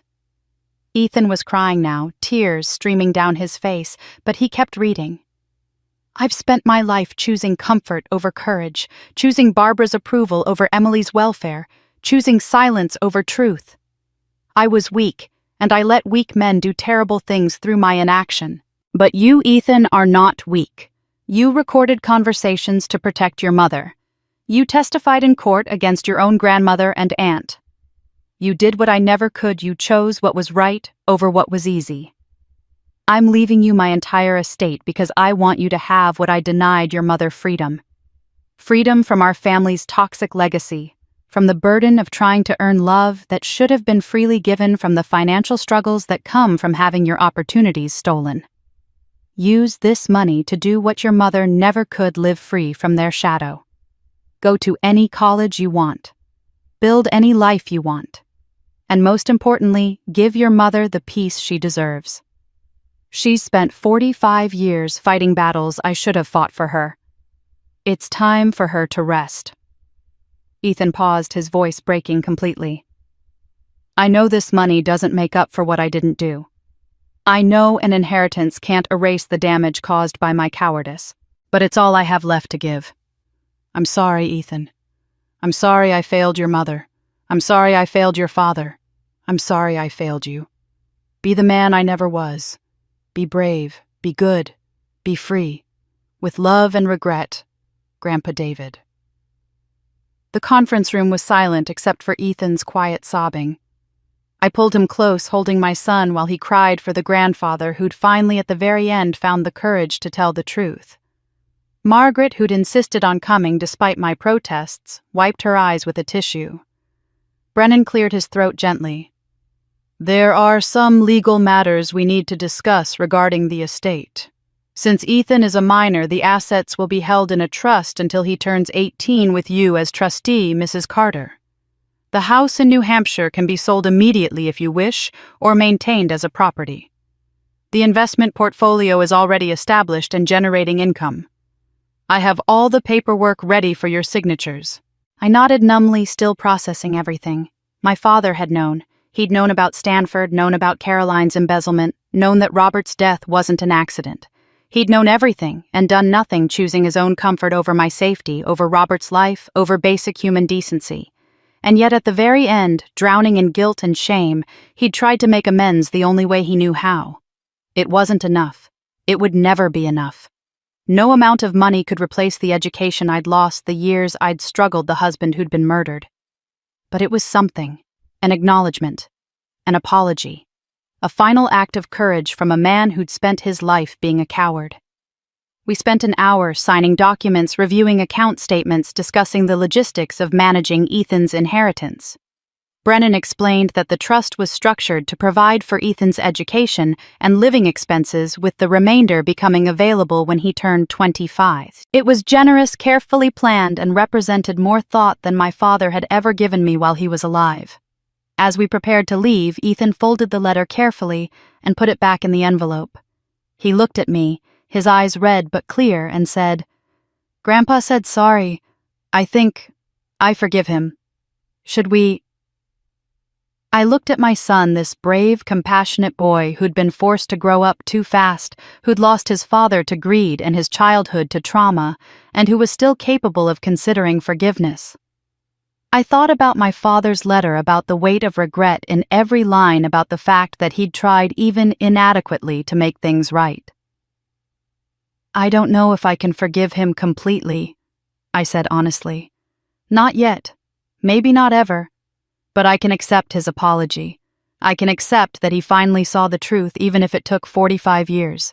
And I can accept that he wanted better for you than he gave me. Ethan nodded slowly. That's enough, I think. We don't have to forgive everyone. We just have to move forward.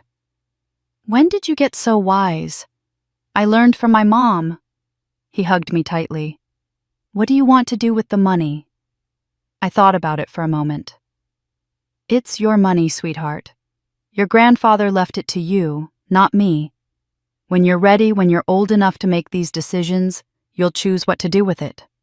Until then, we'll use it for your education, for your future, the way he intended. Margaret joined us in the hallway outside Brennan's office. That was unexpected.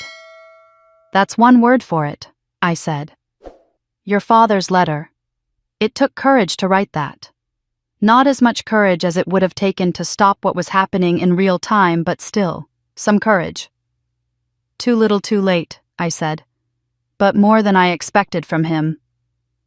We walked out into the December cold, the three of us bundled in winter coats heading toward Margaret's car. Ethan walked between us, and I realized that this unconventional family of survivors was worth more than any inheritance. We'd built something real from the ashes of something toxic, and my father's money would help us build it stronger. 2 months passed after the will reading.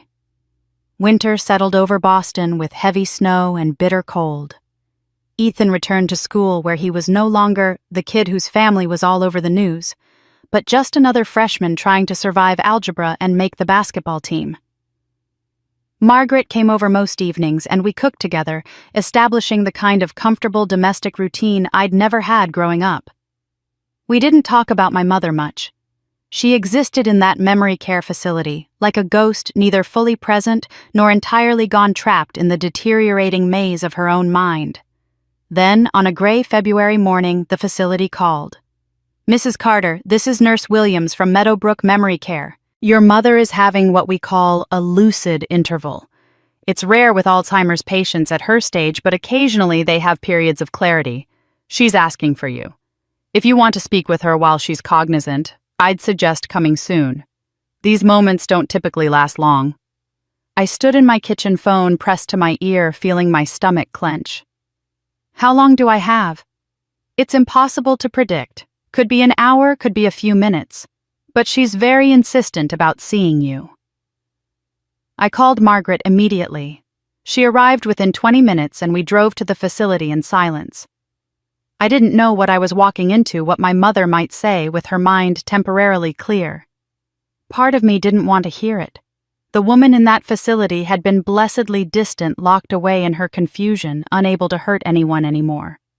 But the woman who might be waiting for me now, the Barbara Carter who understood what she'd done, that woman terrified me. Meadowbrook was a pleasant facility as these places went. Cream-colored walls, soft music playing in common areas, staff members who spoke gently to residents wandering the halls. My mother's room was on the second floor facing a small garden that was currently buried under snow. Nurse Williams met us outside the door. "She's been clear for about 40 minutes now.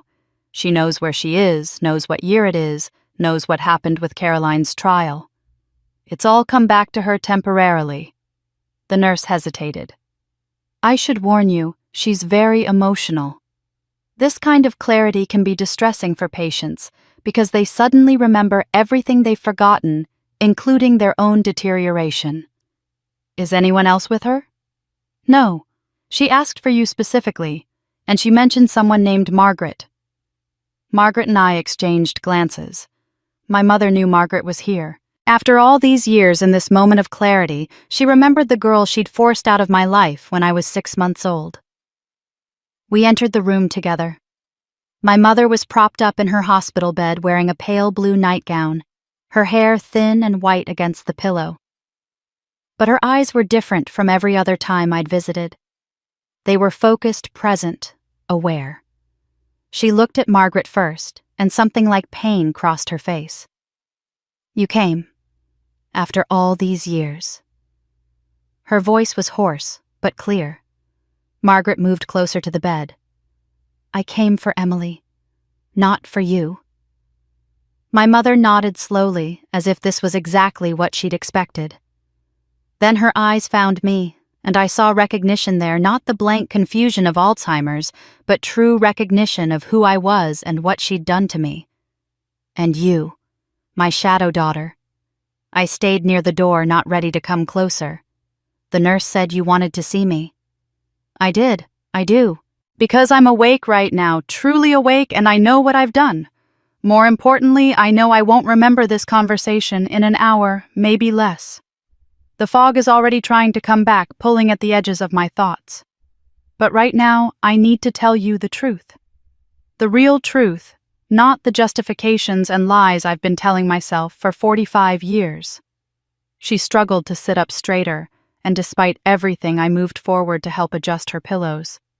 Old habits died hard, apparently.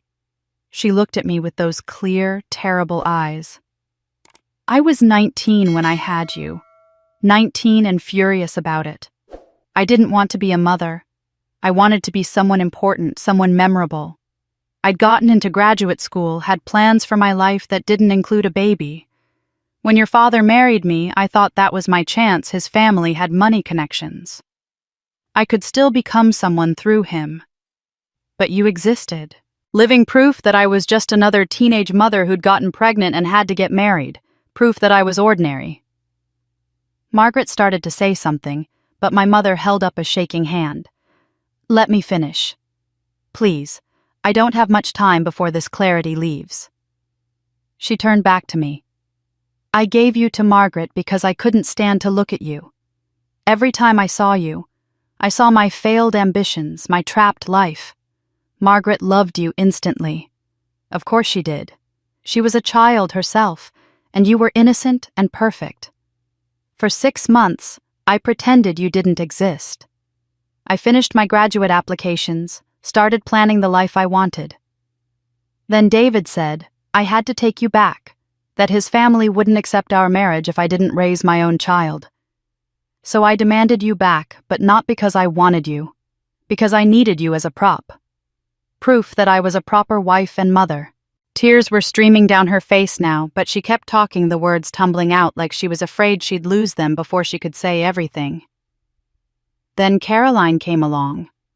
I was older, more settled, and I saw her as my chance to do it right. To create the daughter I'd always wanted. I poured everything into her, all the love I couldn't feel for you, all the attention, all the pride. I told myself I was just being fair, that both daughters needed different things. But the truth is, I was trying to rewrite history. Caroline was my do-over. If she succeeded brilliantly and publicly, then I succeeded. Her achievements were mine. Her beauty was mine. Her life was the life I should have had. So you gave her my achievements, I said quietly. You gave her Stanford. Yes. Because in my twisted logic, it was always supposed to be hers anyway. You were just holding it temporarily. The scholarship money, the opportunities, those belonged to the daughter I actually wanted, the daughter I actually loved. She closed her eyes briefly. I know how monstrous that sounds. I know what I did to you. And the worst part is, I knew it was wrong even while I was doing it.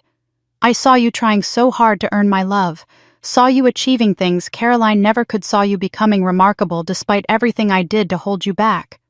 And instead of feeling proud, I felt threatened.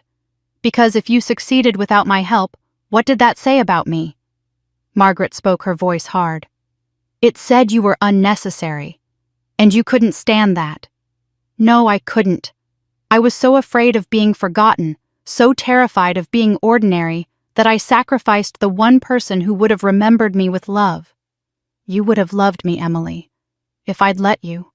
If I'd just been a mother to you, a real mother, you would have been the daughter who called every week, who brought her children to visit, who remembered me fondly after I died. But I destroyed that possibility because I couldn't see past my own fear and resentment. She looked at me directly, her eyes pleading. I know you can't forgive me. I don't deserve it. I don't even want it, because forgiveness implies I deserve grace, and I don't.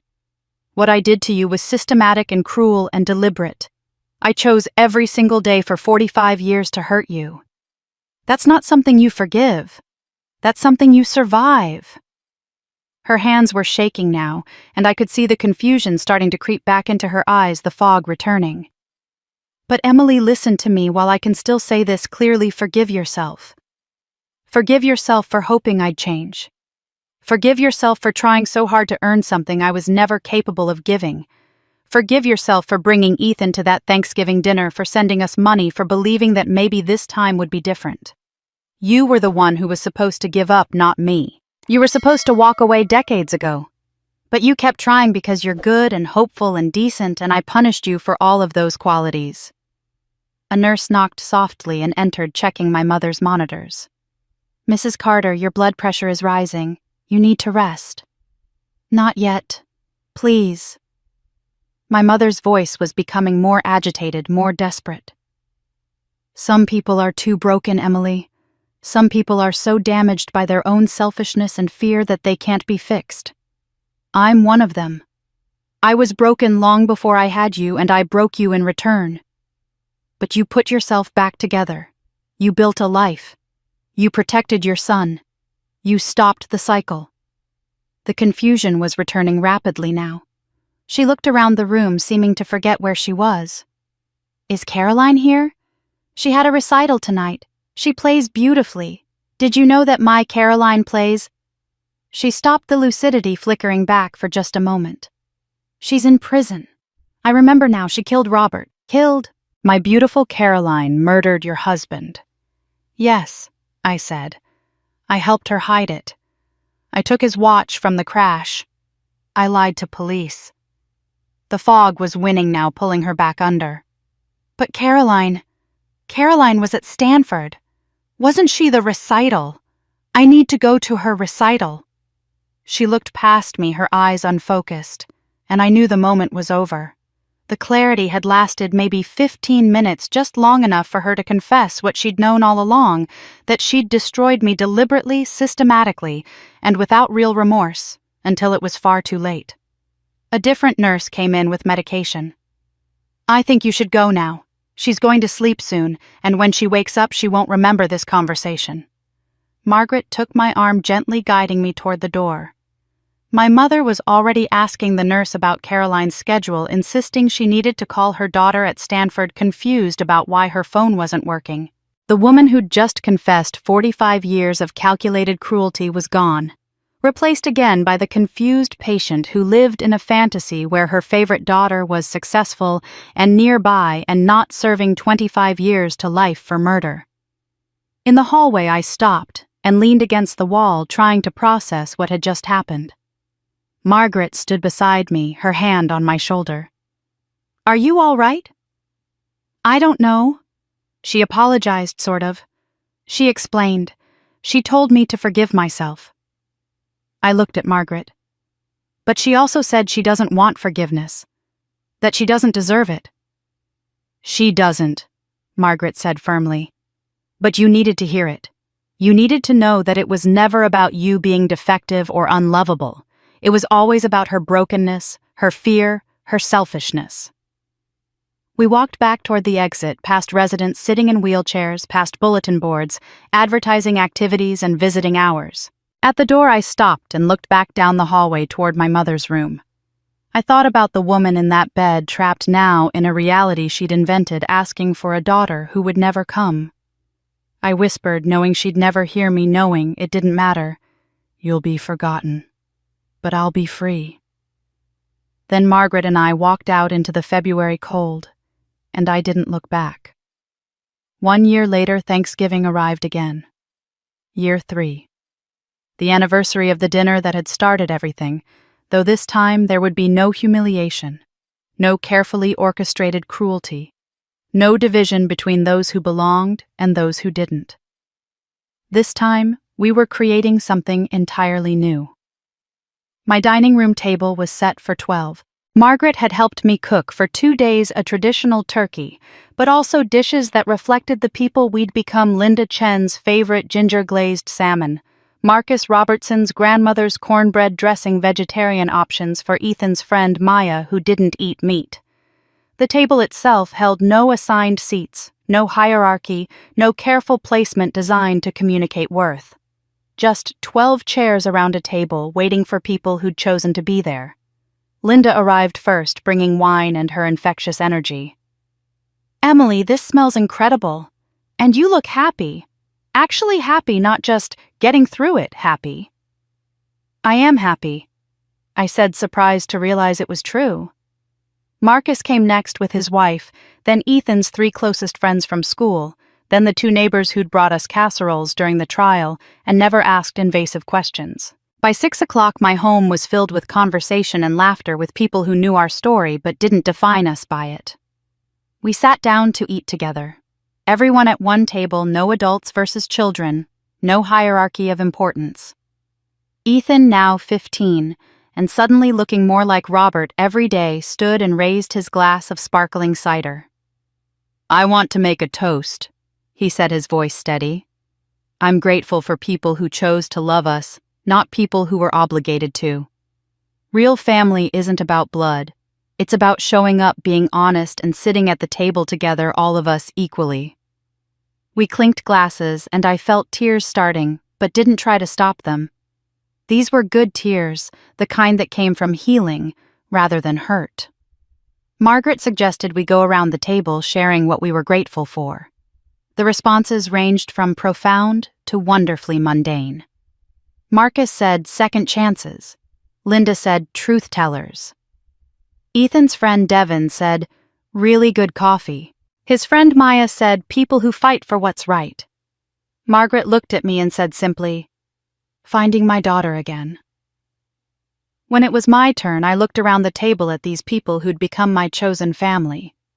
"I'm grateful for all of you, for proof that love is a choice, not an obligation, and for finally understanding that I was never the problem." After dinner, as we were serving pie, Ethan stood again. He looked nervous, his hands fidgeting with his napkin. "I have an announcement. I've been working on something with my school counselor and with Mom's lawyer. I'm using part of my inheritance from Grandpa to establish a foundation. It's called the Robert Carter Foundation, and it provides scholarships for kids who've lost parents. Not just money for college, but also support for counseling, mentorship, all the things I wish I'd had more of after Dad died." The table went quiet. I stared at my son, this remarkable young man who'd taken his pain and transformed it into purpose. Margaret spoke up, her voice thick with emotion. "I'd like to match every donation the foundation receives dollar for dollar, for as long as I'm able." Linda was already pulling out her phone. "I want to write about this. The Robert Carter Foundation, healing through action. Emily, is that okay?" I nodded, unable to speak past the lump in my throat. Ethan came around the table and hugged me.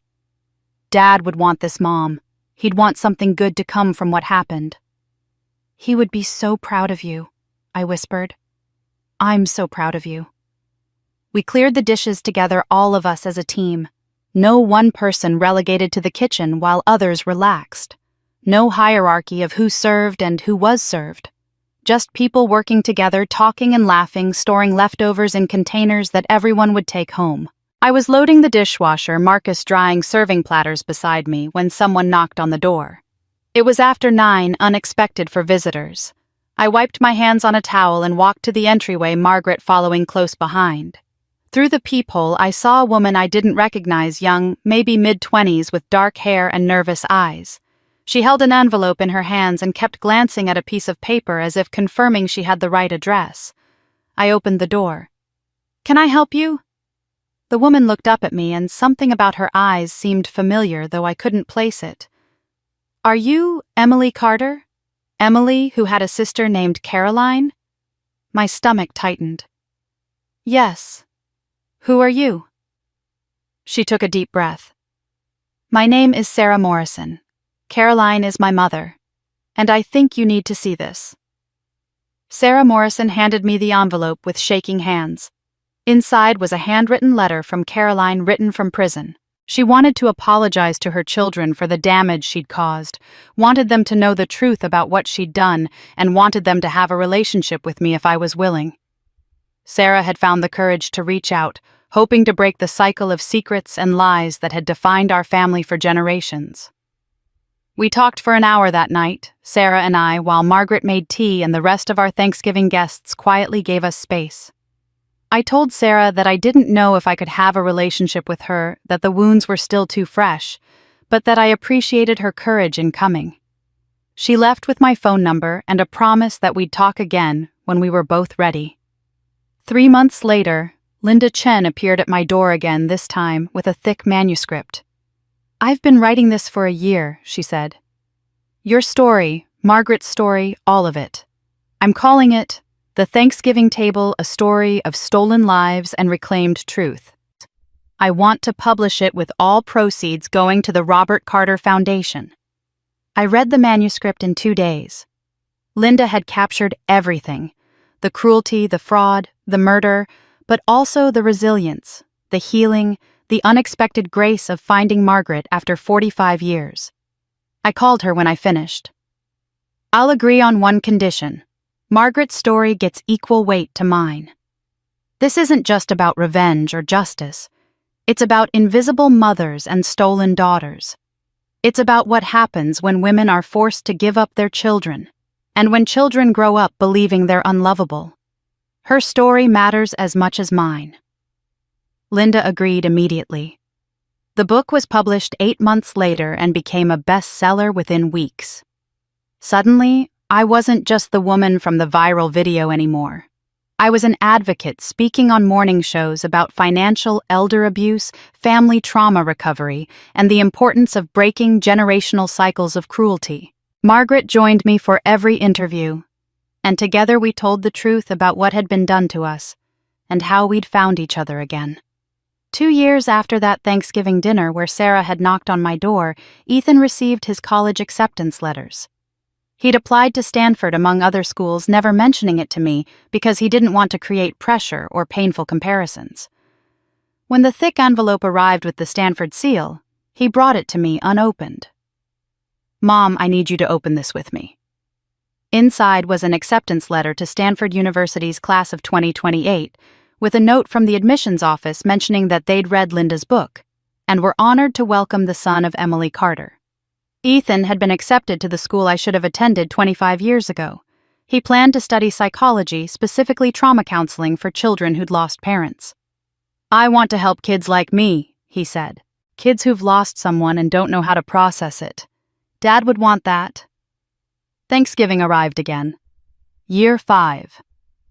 My home had grown too small for the family we'd built, so we rented the community center down the street.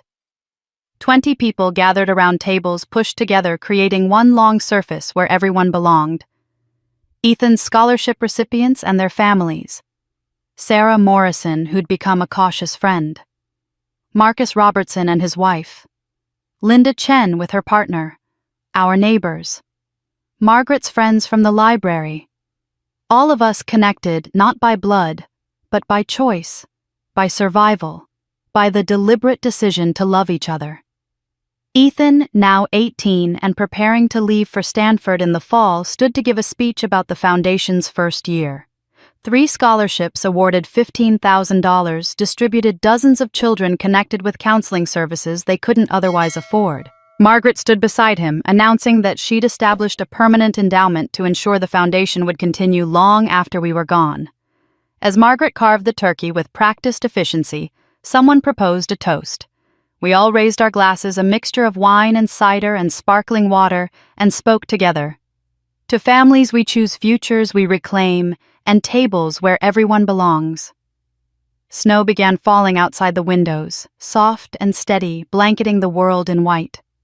I looked around at these faces, some familiar for years now, others newer, but no less precious, and felt something I'd spent 45 years seeking and never finding until I stopped looking in the wrong places. Peace. Not the absence of pain, but the presence of genuine love. Not the performance of family, but the reality of connection. Not the desperate hope that broken people would finally change, but the quiet certainty that I'd built something real with people who'd chosen to show up. Margaret caught my eye across the room and smiled. Ethan laughed at something one of his scholarship recipients said. Linda was already taking notes for her next article. Sarah helped a child reach the dessert table. The community center hummed with conversation and warmth, and the sound of people who'd survived their own storms finding shelter together. "Happy Thanksgiving," I whispered to the family I'd built from ashes, and finally truly meant it. Thank you for staying with me through Emily's journey from that devastating Thanksgiving dinner to the peace she finally found 5 years later. This story reminds us that family isn't always about blood. It's about the people who choose to love us, who stand by us when we're fighting our hardest battles, and who help us build something beautiful from the ashes of what was broken. Emily's story shows us that breaking generational cycles of abuse takes tremendous courage. It means standing up to people we've spent our lives trying to please. It means choosing our children's well-being over our parents' comfort. It means recognizing that some people are too broken to change, and that's not our failure, it's theirs. Most importantly, it shows us that justice, while cold and slow, can be fair when we're brave enough to demand it. If Emily's story resonated with you, if you've ever felt invisible in your own family or struggled to earn love that should have been freely given, I want you to know you're not alone. Your pain is valid. Your fight for peace is worth it. And the family you choose can be more real than the family you were born into. What did you think of Emily's journey? Did her decisions feel justified? Would you have done anything differently? I'd love to hear your thoughts in the comments below. Have you ever had to make the painful choice to cut toxic family members from your life? How did you find your own chosen family? Share your story. Your words might be exactly what someone else needs to hear today. And if this story moved you, please share it with someone who needs to know they're not alone in their struggle. Sometimes the most powerful thing we can do is remind each other that healing is possible, that justice exists, and that we deserve to sit at tables where we truly belong.